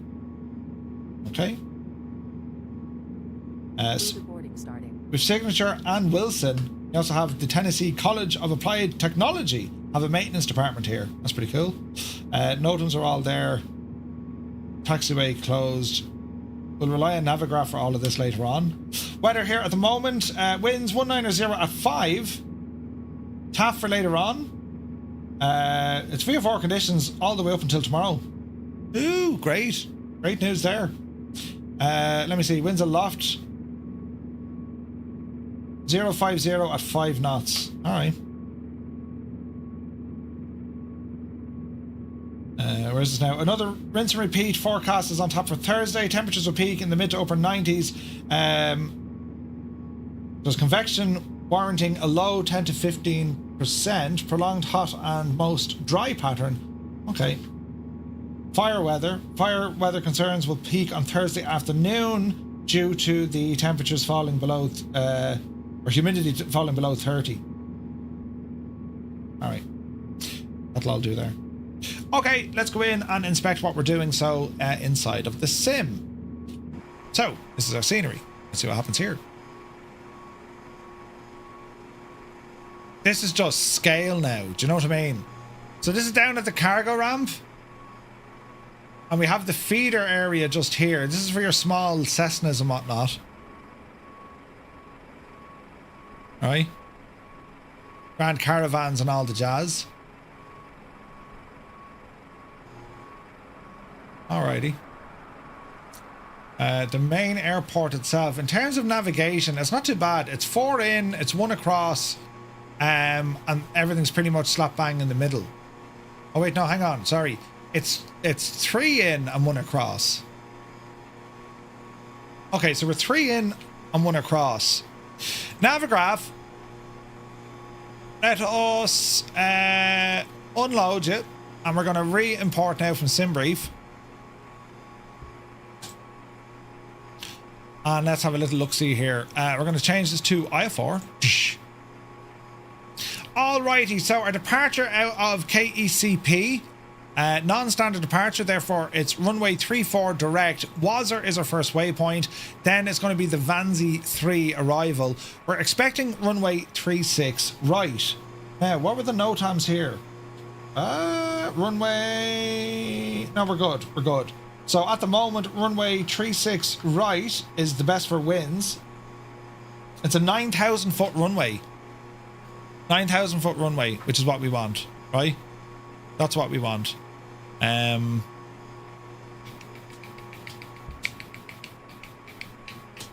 okay. Oh, jeez, wrong button.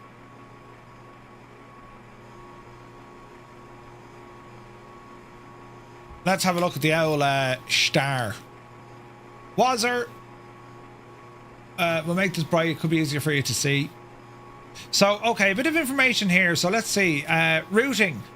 Over Vanzi on track 287 to MASH. Cross MASH at or below 16,000. And at or above 14,000 if you're at 280 knots. Right? We don't always get what we want. I'm telling you now. Scott, good to see you, buddy. Hope you're well. Then on track to the HLI via War, on track 303 to Lorry, cross LaRue at or below 12. What's your speed? If you're at 10,000, below 250. Then we're on track to 302 to Flond. We cross Flond at or below 11 and at or below 9. Then we track 302 to Susie over to Maybe or Maybe. And then we expect radar vectors to the final approach at Maybe. So that's as close as you can get us. Maybe.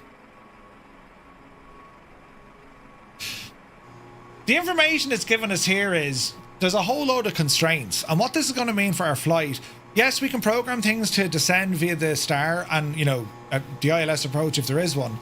Here's the main HLI, it's the Holly Springs via War. that gadget here is of importance to us. All right. Especially flying the friggin' MD-11. Also, maybe, that's the last waypoint in which then ATC should vector us in. Now, according to the gadget, it's going to give us runway 36 left, which is over here, which is absolutely ideal. There's a TACAN here as well. Now, let's see, can we horse in an owl approach? So, runway 36 left. We have an hang on, we have an RNAV as well, look.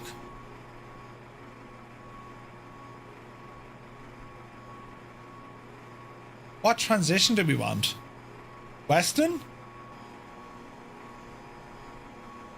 Western would work.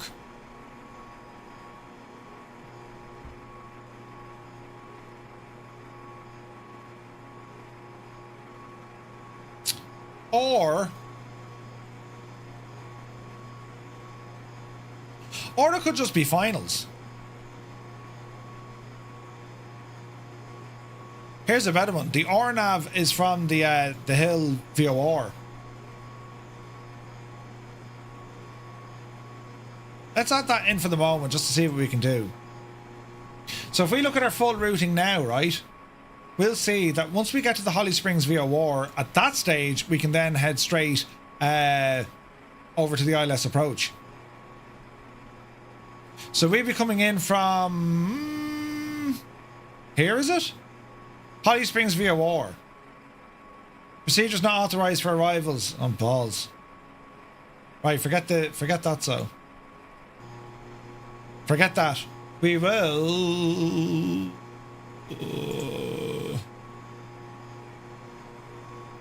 The MD-11 is very good with constraints. Yeah, I'm hoping so.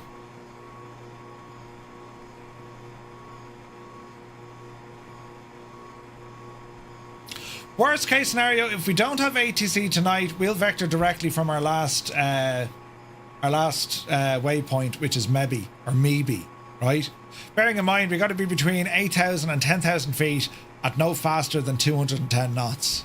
Okay, if we're planning runway 36, that's great news for everyone. The reason being is, but when we land, doesn't matter where you exit, you're going on to Mike, onto November, and just be careful crossing the next runway of 927, and then we're up onto our parking area. Maybe it's for landing south.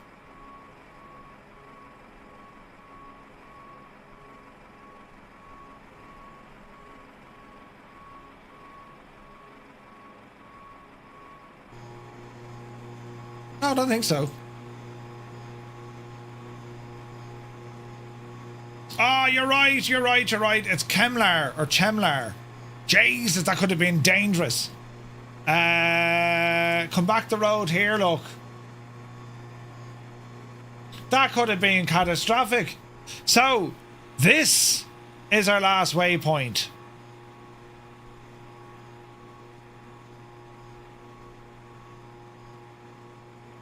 And that doesn't really matter. Like, that is our last waypoint there, look. That could have been hilarious. Could you imagine the trouble I'd cause?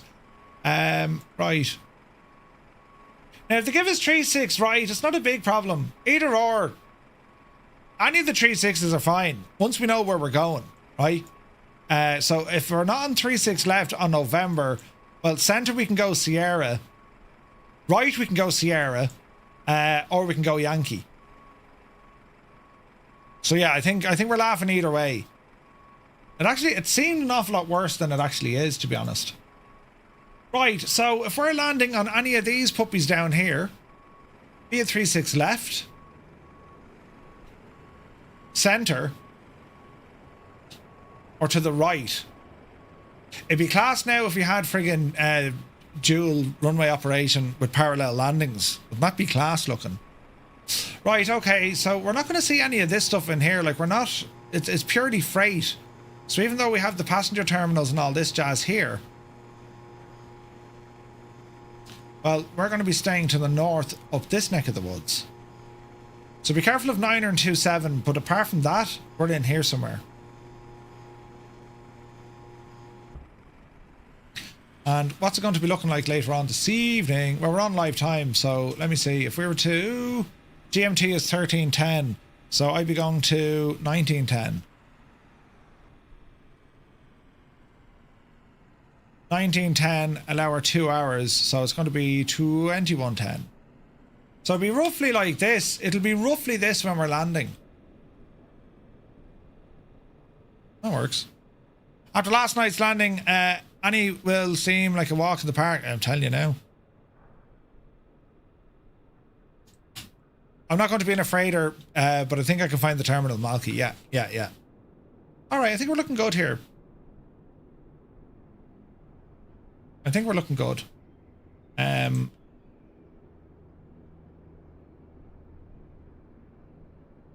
Aircraft is behaving. No serious issues that I can see. We've cargo and all the like. Come down to Dallas, home of the trip approaches. Ooh, looks grand, 3 abreast. That'd be awesome. I'd love to see that. I would love to see that, Scott. 100%, man. All right, okay. So, aircraft is working. Scenery is working. Hang on, I say the aircraft is working. I've one little thing left to do. Power me up there, Betsy. Autopilot. Do I still know how to fly this?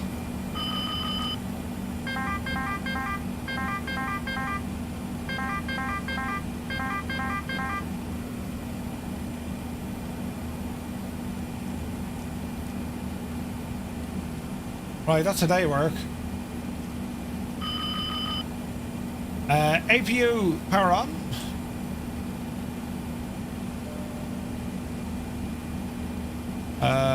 Pumps. APU power is warming up. Miss screens. So bit of Moby flight here, I think. Take off to make sure. That's a good call.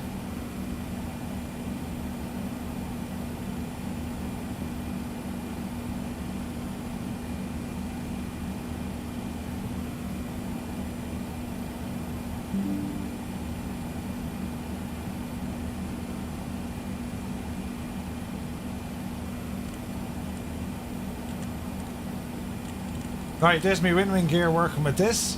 Perfecto. TCAS failed, that's all okay. Engine ignition, door open. Right, APU.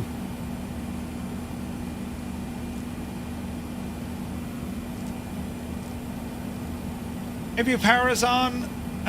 Bleeds, APU.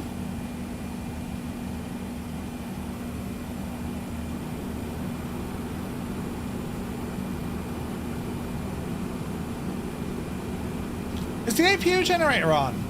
I think it is. It's off the external power. Right, something's working. Services, disconnect.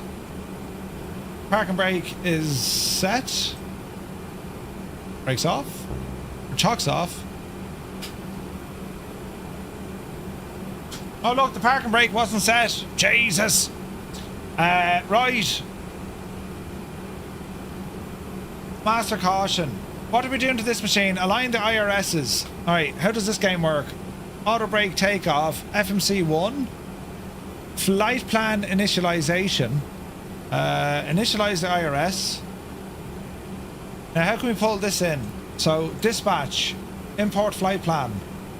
Unknown user ID.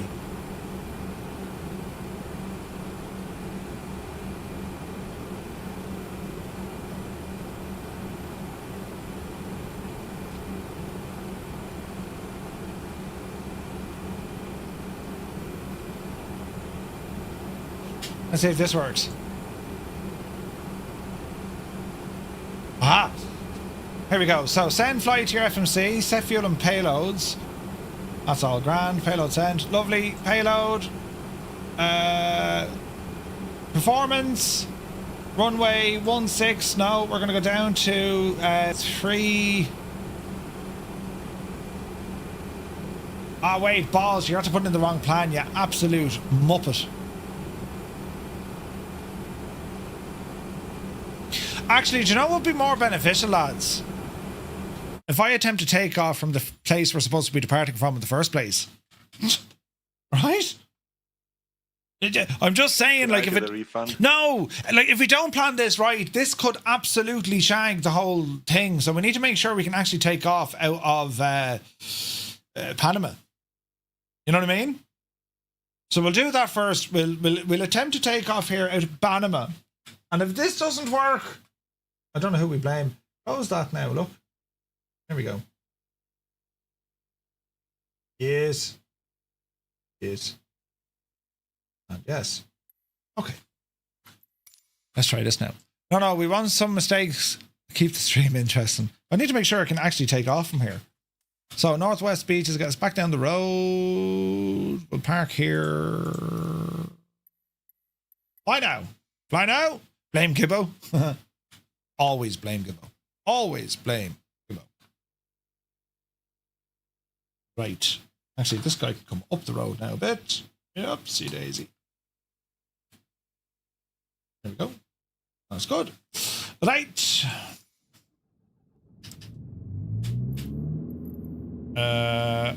Runway. Awareness. Okay. We don't need GSX at all. All right, let's try all this again. We are connected. Battery on. Emergency power. Arm. External. Give it a blast. Autopilot.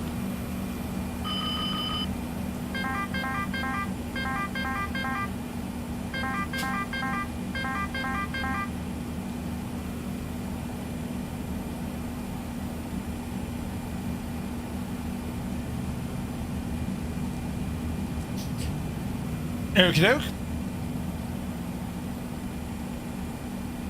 Okie doke. Import the flight plan. Horse that in. Horse that in. Performance. Let's have a look.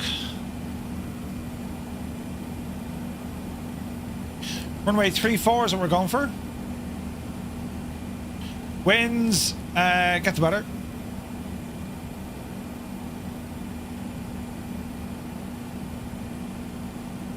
Takeoff weight.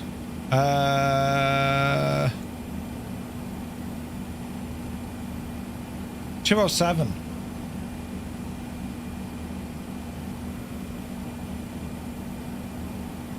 Two 2007 kilos.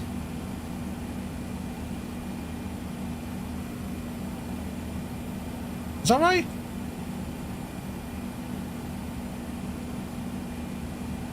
Why can't we get the weather information?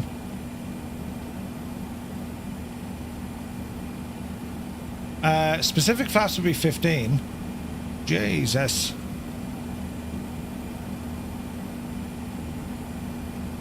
Aren't you supposed to be able to, like...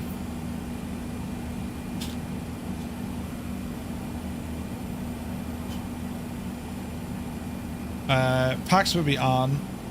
Get takeoff weight. Weather information. Let's see. Click takeoff weight. Yeah, but look, why haven't I... Well, that's kind of weird, isn't it? What's the weather? Look, put it in manually, but like, you know. Winds. They're calm.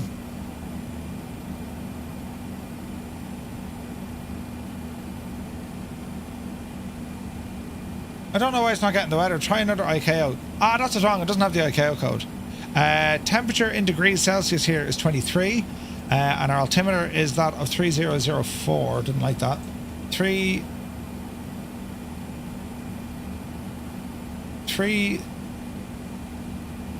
Jesus.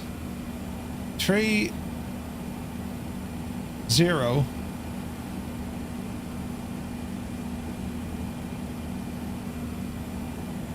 04.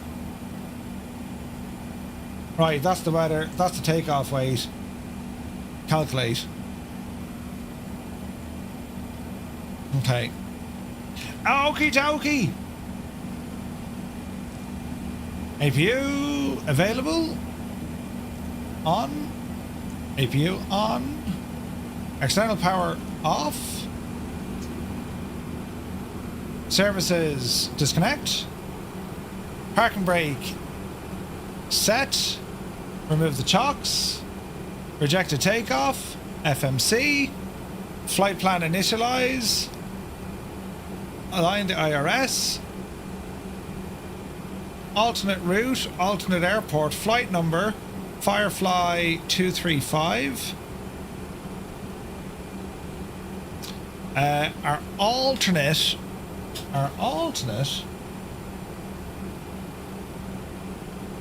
the wrong one.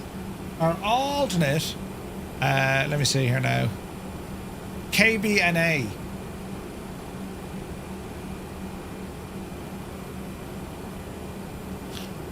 Cruise level for this one. You might as well keep this open, Murphy. Right, so cruise level is going to be 340. I think that's very high. Cost index 33. Next. Weight and balance. That should have all went over.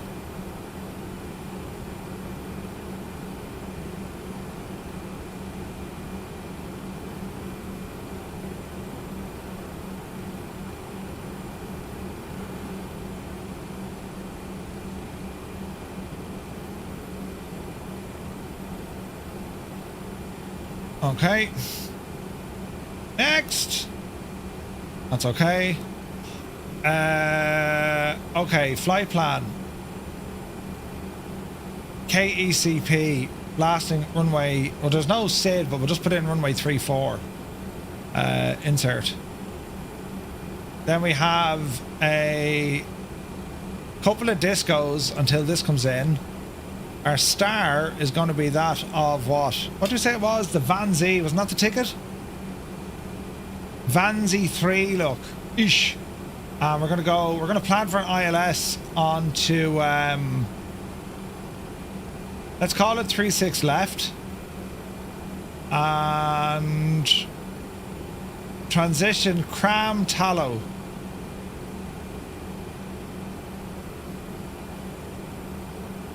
I don't see any of the transitions.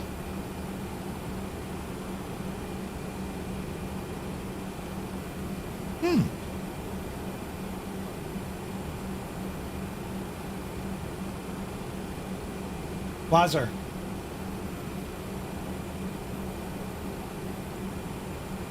No.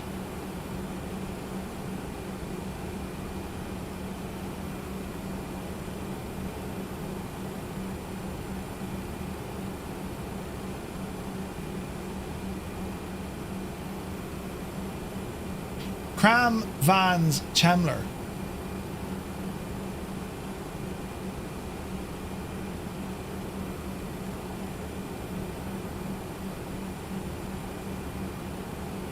It's Cram, isn't it? It's Cram. Hello. Hello. Okay. So it knows where our vectors are.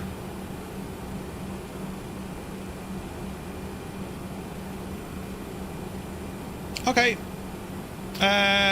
Flaps would be 15. Slope wind. Jesus, how do we do the slope wind calculation again? Slope wind calculation. MD11. You need to click the buttons next to the weights on the inner page.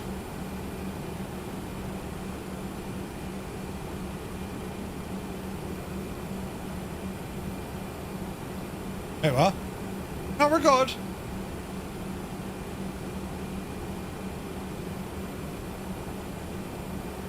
Slope wind calculation, likely for calculating the effect of both the runway slope and the wind for takeoff. Yes?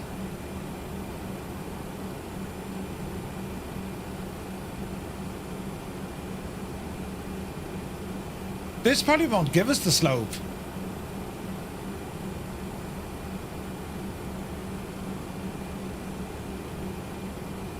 There is a slope. Elevation 69, elevation 54. So we're talking... What are we talking? 15 feet? 15.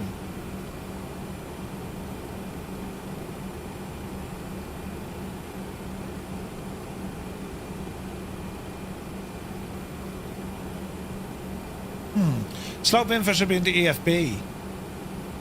Is it? Ah, 0.2. Okay. So slope is going to be 0.2 and the wind, well, it's 0. There is no wind. Outside air temperature was, what was the outside air temperature? 23 degrees Celsius, 23C. Lovely. And we'll say Wahed 2 and 3. Okay, that's us configured. I say configured. That's us configured for nav. TCAS 6461, just for the crack. Give it a test. Ta-ra. Dial a flap, do all that after engine start. Okay. Services. We're closed. Engine start up without worrying about life. Ignition system alpha. Emergency power's on. Fuel's okay. Packs are going to ease off. That's looking good to me. What else? Beacon light, come on, we're going to start that engine. Overspeed. Okay. Okay, that's good. Right, let's see if this works.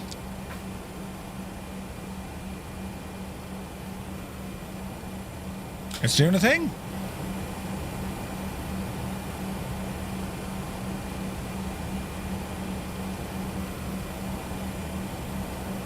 %, fuel in. Let's have a listen outside.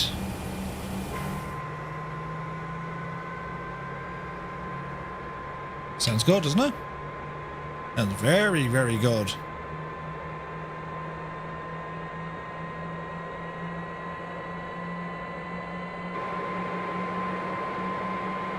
Speedy, good to see you, buddy.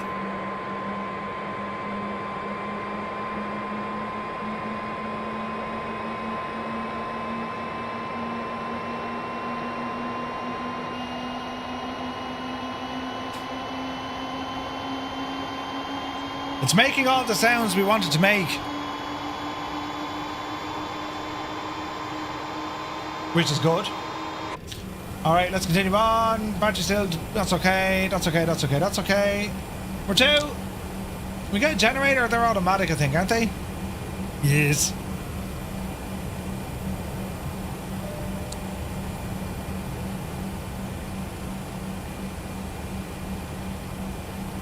Alright, number 2 coming up.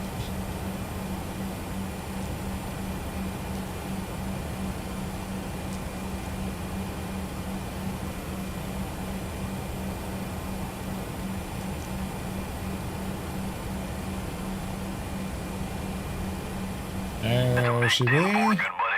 Fuel coming in. Purple Kona, thank you very much indeed. 47 months, man. Thank you very, very much indeed. Insane support. Hey, good buddy. Doing well, Speedy. Many thanks, my dude. Just trying to get used to, you know, rekindling our abilities to fly this machine. It's been a hot minute since we've flown it. There's a ton of other checks I haven't done, but sure, listen.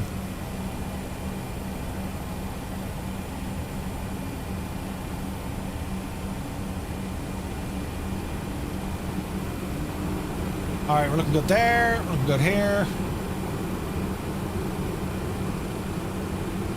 25.4, engine stable. Number 1.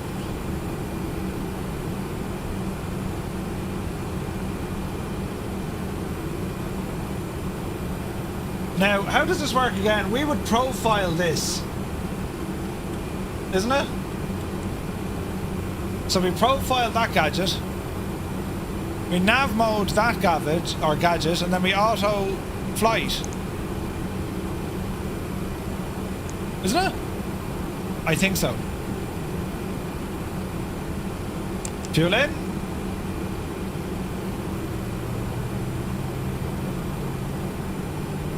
Now dial a flap. What are we saying? 8 or 15? 15?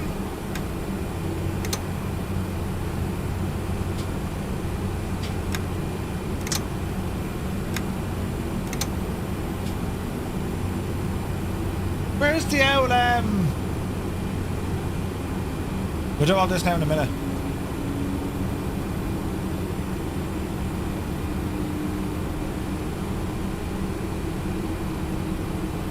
What stab trim did it want?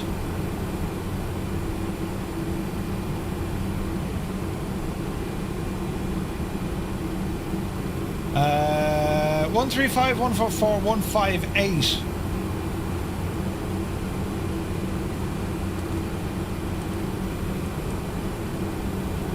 Alright, all our engines are running.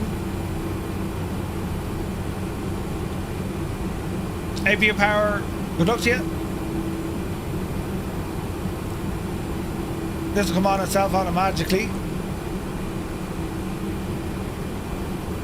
Engine starters are disengaged. Engine ignition. You can probably leave that on. Now, what am I looking for here? APU bleeds off.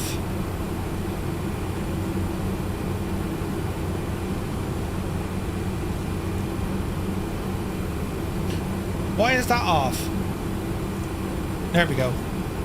Right, that's looking somewhat okay. Flight controls you want to see.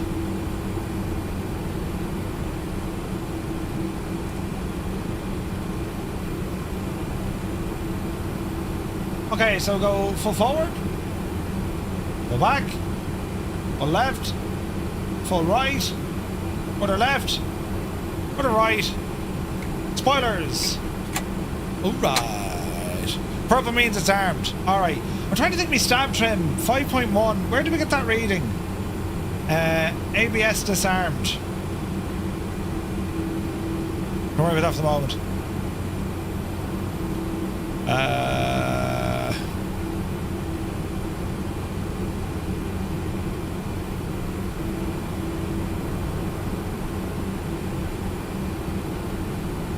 Stab needs to be 6.2.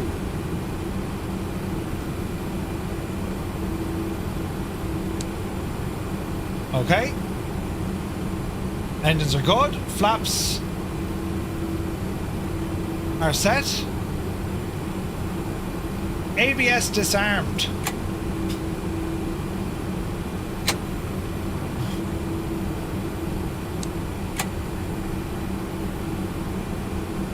Okay, let's see what happens here.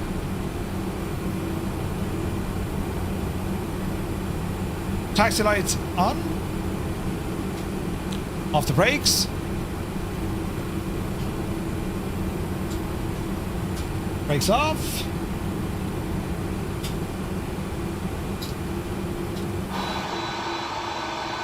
Jesus, then it's a machine, isn't it?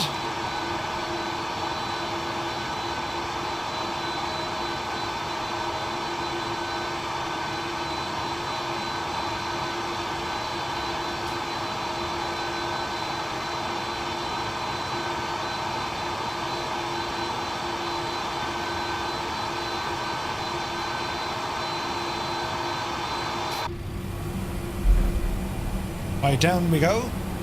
Dave Cleary, if you're fantastic, Murph, just can't hide the top toolbar. Any ideas? Toolbar in VR mode. Should be a button bind for it, Dave.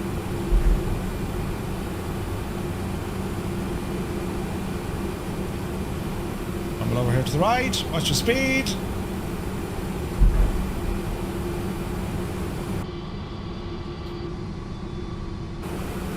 All right.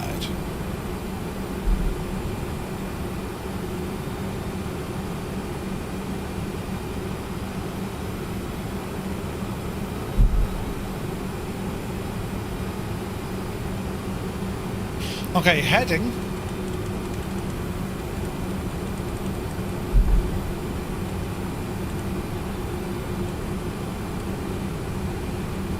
Something like that.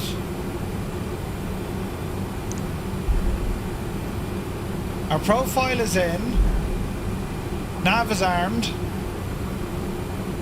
However, we will fly in heading mode.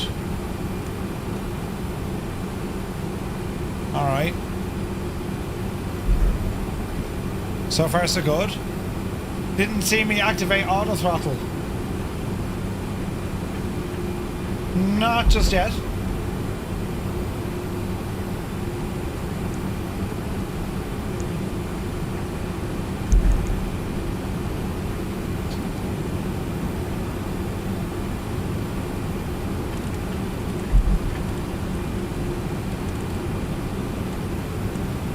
Call it 200, we see what happens.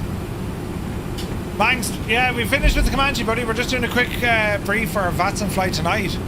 As we do on every Thursday, lads. B777, good to see you. Yeah, we've just finished with the old Comanche flight. Listen, the day I'm having now to try and update everything. Are you mad? Oh, Jesus. Oh, it's water.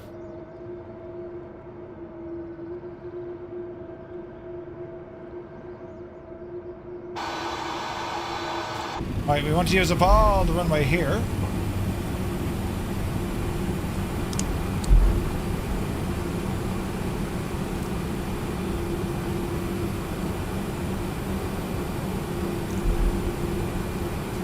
All right. Good to see you, 777. Had an amazing time last month doing my first flying hours. Approaching 3, Whoa, 4. What the? Caution! On taxiway! On taxiway! Okay, there's a problem.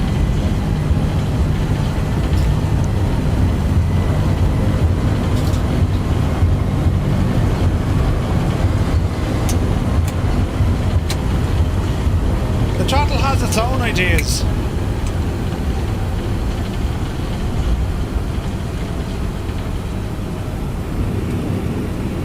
Any ideas?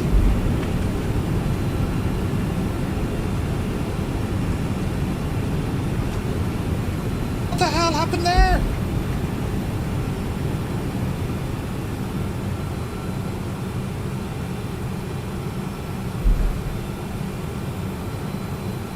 Jesus. Back it up there now, fairly lively, Finton.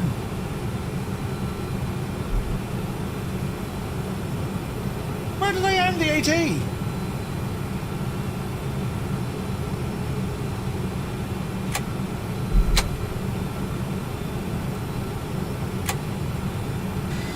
I get the refund.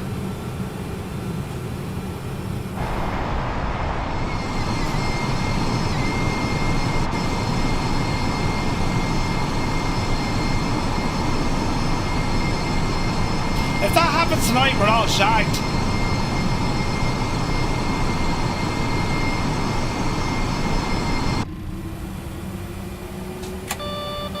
Spoiler. Right, let's have a look at this again. Where did I arm that?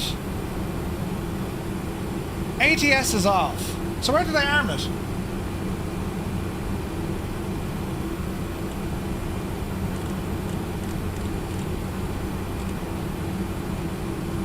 How did that even happen?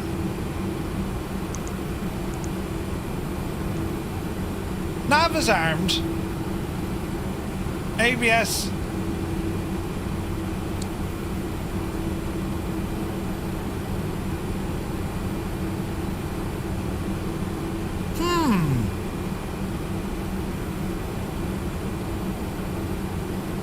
Better now than tonight.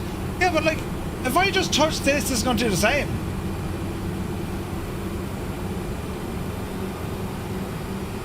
No, okay. I wondered if something on the wind wing override it. No, it isn't, look. Approaching 3, 4. How can we disconnect that? Stop doing the thing!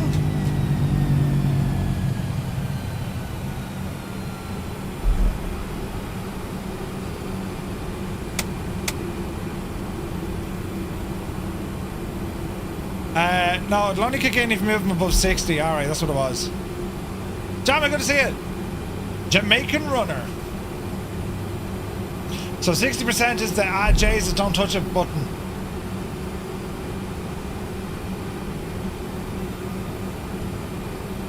Alright. On runway 3, 4.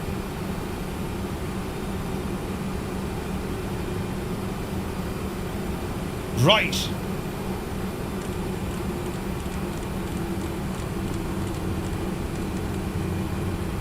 Let's see what we can do here. Profile that. ATS is off. I know it's off. Auto flight is now rearmed. Right, let's try this again without dying. Are we ready? Power coming in.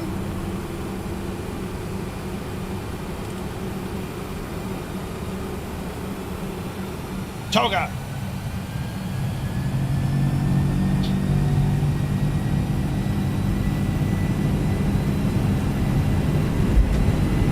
There's been live.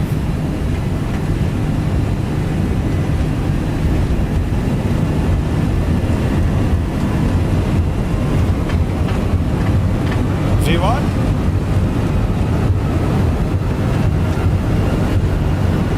Rotate. Oopsie daisy. Pause, everybody climb.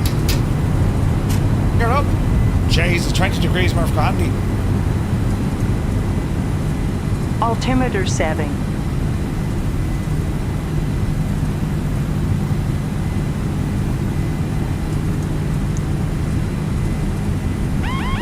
Autopilot.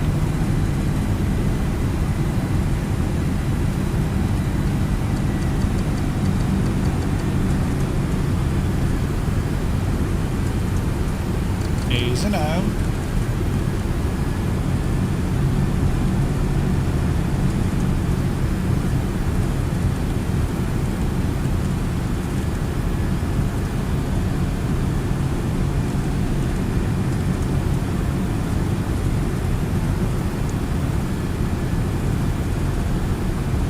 We're trying to learn buttons.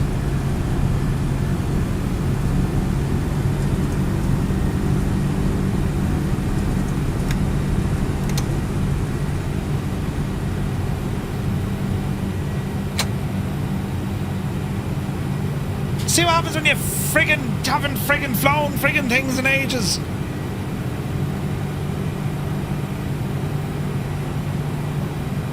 Alright, easy now.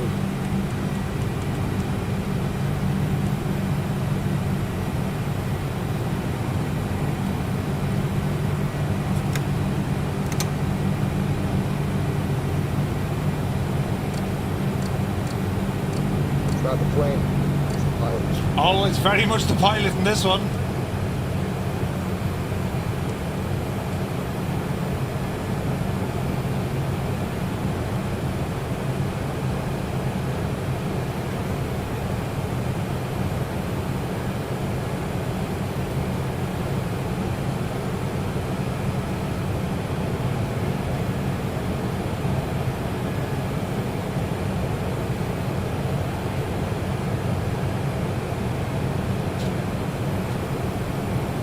Right, that's looking a little bit better.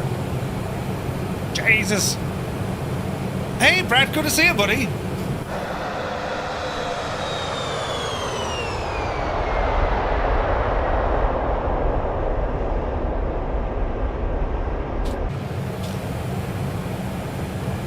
Isn't it amazing what, like, when did we do our Across the Pond? That must be what, 4 months ago? 5 months ago? 4 months ago. And like, yeah, like, who's in charge of these things? Jesus, buttons, Murph. So.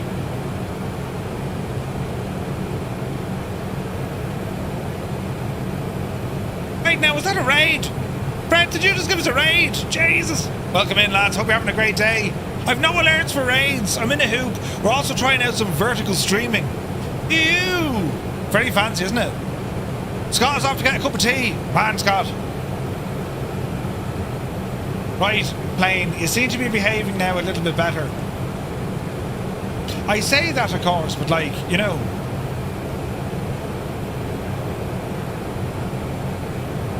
Range 80 terrain. Stabilize your motion.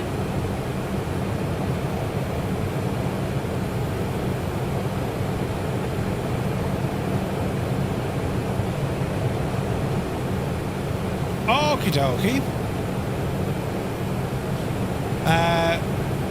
Raid people, thank you very, very much indeed, Brett. Hope you had a great stream, buddy.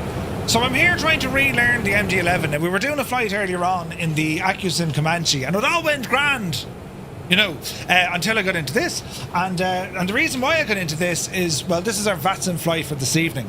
And, right, I'll still make a mistake tonight. Don't you worry about it. I'm famous for doing that sort of stuff. But right now, we seem to be okay-ish.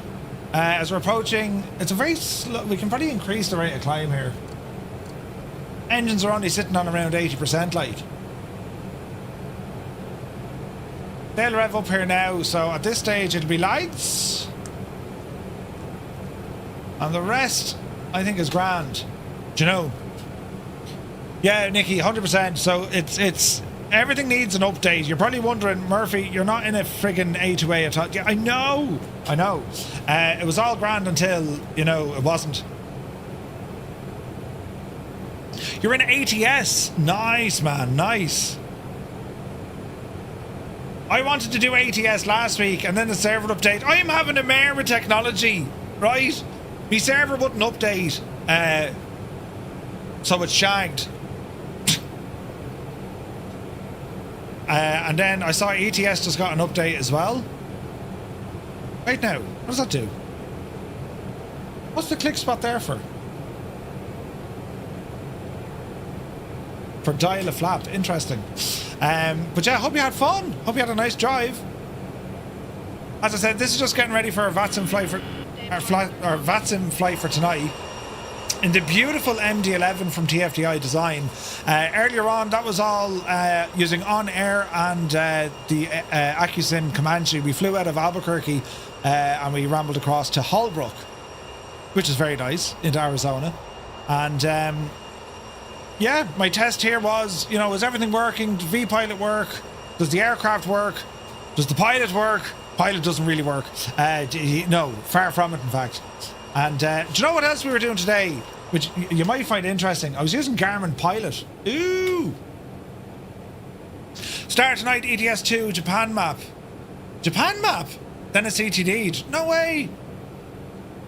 I didn't even know there was a Japan mod. That's awesome. That's awesome. So what we're looking at here, it's probably thinking we're in the same airplane again. This is going to be interesting. But with Garmin Pilot, very, very good. And it's free. They give you a free trial for a while. And I'm absolutely loving it. I think it's brilliant. We even have synthetic vision. Actually, I wonder what it's like from 2020 across. No, it's the same. It's like there's an update every 2 seconds. And then it kind of half struggles. Do you know what I mean?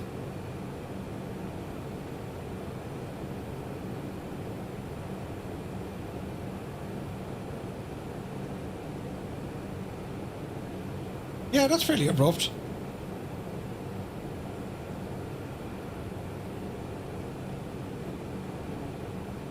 But so far so good. It's a great bit of kit. It's Garmin Pilot. It's pretty cool. But yes, so we've proven the fact that we can absolutely die and take off, right? And it's the Greta-friendly aircraft, right? Not the most fuel efficient you'll ever come across in all your life, but it is a great aircraft. It's a fabulous machine. So yeah, we're all going good.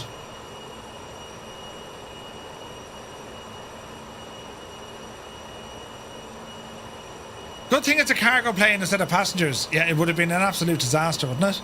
A disaster. But sure, listen. We'll get over it now, you know. It's cool looking, isn't it? How does it feel to fly in 2020? 380? It's not bad, man. I mean, look at it. It's for me, 2020 is still quite good. You know? I mean, it looks the part. Everything's working, including flow and chase plane, and you know what I mean? Yeah, it looks great. It looks awesome.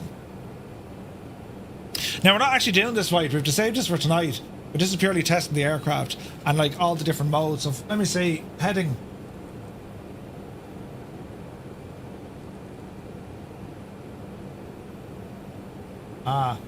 So it's an in, out, in again, and then out again to turn. Right, that makes sense.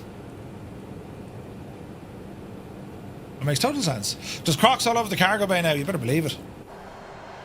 No.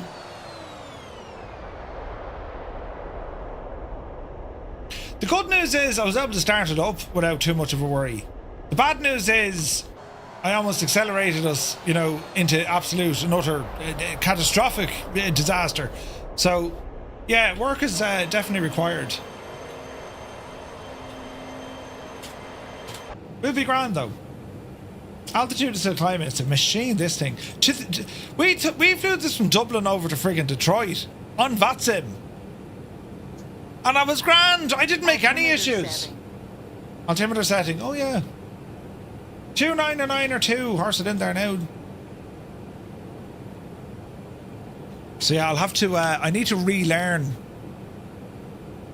And what's that 60%? That's what happened to me.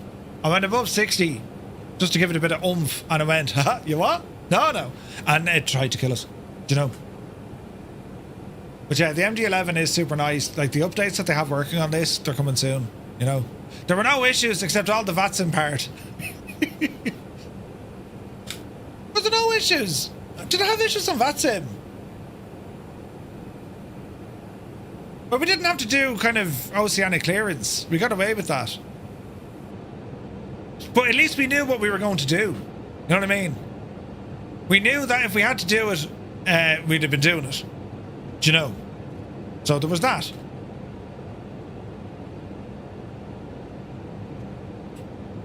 Beautiful machine, this. So where's it at now? 25,000 feet. It's a slow climber, but it always was. It's a bit like myself. It was always a slow climber, this, you know?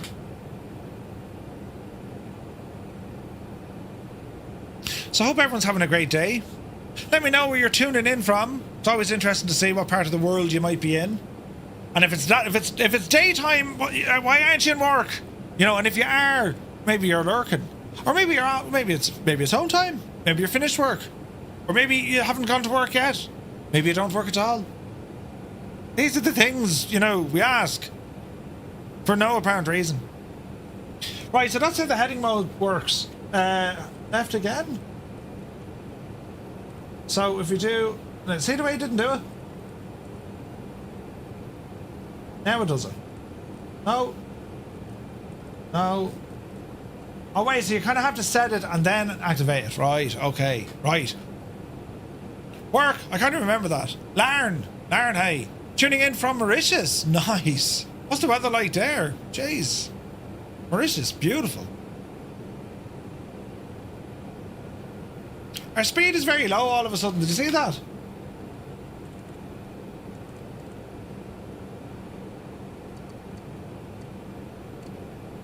That's not dangerous at all. 20 miles southwest of Boston. Getting ready for work. Ooh. Half an eye on work, half an eye on the stream. Appleton says it does apply to do a few jobs. Let's see if I can get an answer. Frankfurt. Ooh, nice. Yeah, it doesn't like climbing in a turn, does it? Now, do we not need like power mode settings for this? Oh.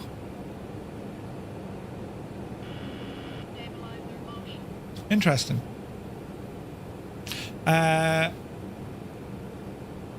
FMS speed. Yeah, but why wasn't, like, I set a speed. Why wasn't it doing it? You know what I mean?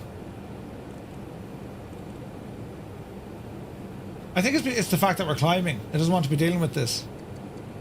Because the engines are on full tilt. Level off there, get the speed up, we see what happens. You're not on profile. What happened there?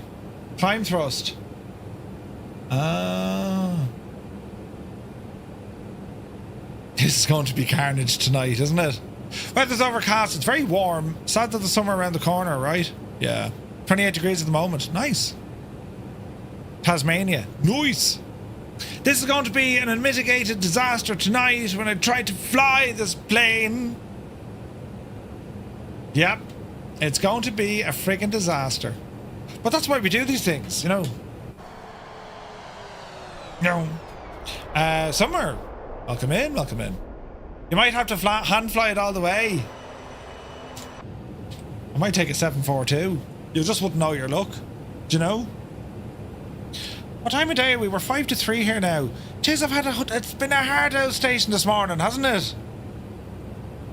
A hard out station this morning. Hopefully this behaves itself now later on tonight. It'll be hilarious, wouldn't it?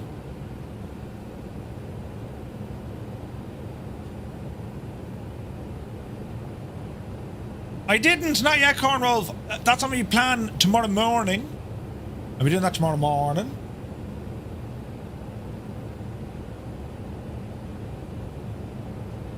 We'll see how we go from that. But looking forward to it, mate. Look at that, though. Isn't it a beautiful jet? Tri-jet. They're just stunning. Absolutely gorgeous.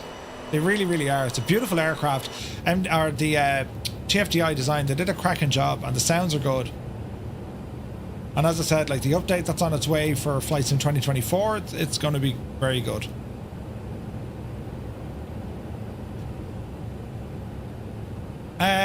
No, the Alpha livery should be working, Dougal. It's just it's the Airbus ones. It's the Phoenix liveries I think are broken. That's where the issue is.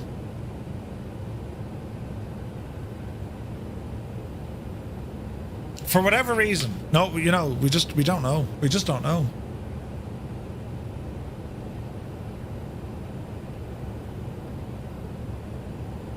See how they are now after the update? Yeah.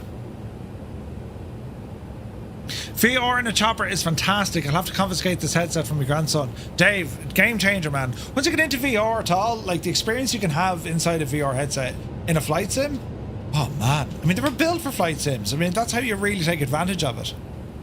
The Phoenix liveries are a nightmare. Different issues for different people. Oh, really? No way, man.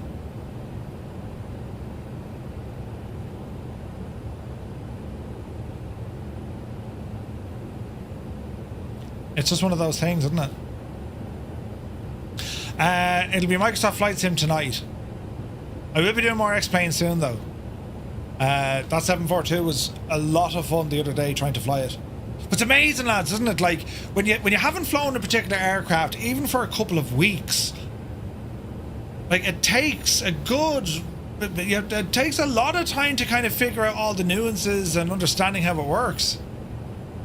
Like, it really is a challenge. Even this thing, like, struggling. Not struggling, but like, well, I am struggling, do you know? Like, we'll get there in the end, but like, Jesus. DCS is a nightmare for that. I could well believe it, man. I could well believe it.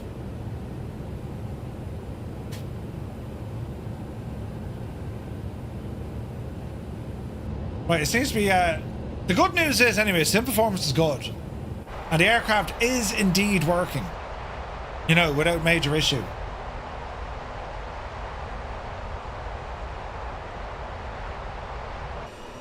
Which is good news. It is all good news. So I say that's nearly probably going to call it for today, lads. We're going to be back in about 5 hours. Our briefing for tonight, we're going to be flying from Panama City up to Memphis. We have an idea of the weather. We know, you know, we know what to expect, right? We don't know will we get ATC or not. I suspect we will. Memphis is it's very busy, right? And yeah, I think it's let's kind of see how we get on tonight. Flying this friggin' machine, great idea. Yeah, great idea. And I'll regret it immensely, do you know? But anyway, today a successful test of science. Once again with our vertical streaming on Twitch and on YouTube and Garmin Pilot, which I have to say I'm very impressed with. Bit of more time will be spent figuring out this machine altogether. So yeah, that'll kind of do it until this evening. Look at that moves over there, look. Adam Controls, good to see you. 25 months. Cheers, buddy. Hope you're well. Adam, are you coming flying with us tonight? Or is it absolutely mad busy in Dublin tonight? I can't remember. Is that tonight it's going to be mad busy? I think it is. Yeah, I'm almost certain it is. It'll be grand, we'll say nothing. But yeah, we're back tonight anyway in about 5 hours time. I'm in Sligo this evening, no flying or controlling. Sligo, you say? Very nice. Yeah, we'll be back this evening at 1900 Zulu. We're going to be flying this flight proper on VATSIM. hopefully without the drama. And yeah, it should be a lot of fun. So until then, I want to thank you all so very much indeed for tuning in. Massive shout out to Brett. Brett, thank you so much for bringing your community over to say hello here on YouTube. Very, very kind of you. And I wish you all the very best. And right, we'll see you this evening, lads. 1900 Zulu for some VATSIM flying in the MD-11. Don't panic. It'll be grand.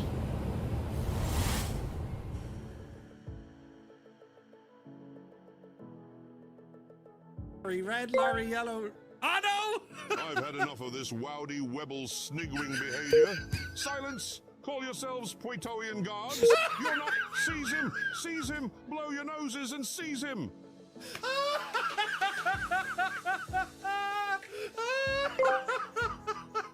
What did Spartacus say when a lion scoffed his wife?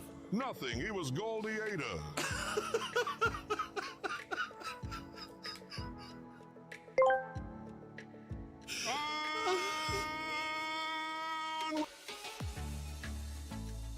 Where you can enjoy complimentary deluxe continental breakfast daily with afternoon hors d'oeuvres and a fully stocked OnAir bar. Good up there. Complimentary hot and cold beverages throughout the day. Fairmount Gold combines personalised... I'm sorry, did you just say hors d'oeuvres? Hors d'oeuvres. Hors d'oeuvres. Ah no, I made a terrible mistake. Engines are now off. I've just killed the mixture. Right? Watch this. Mags are off. Feather boat props. My engines are now completely off, right? And I'll know they're completely off because I'm going to keep an eye on the props. They will just stop, right?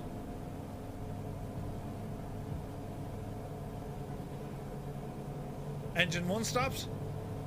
Engine 2 stopped. That's the sound I should hear. This is the sound I do hear. What? What are you doing? Do you know what I mean? We need to clip this. Hey, Coronado, Microsoft and Asobo. 3 lads walk into a bar. This is how the sound should be. I've turned off my engines. However, if there's other aircraft of the same description flying from the Coronado fleet, this is what we hear. Hello there. It's usually the best. It's the best way to do things. You know what I mean?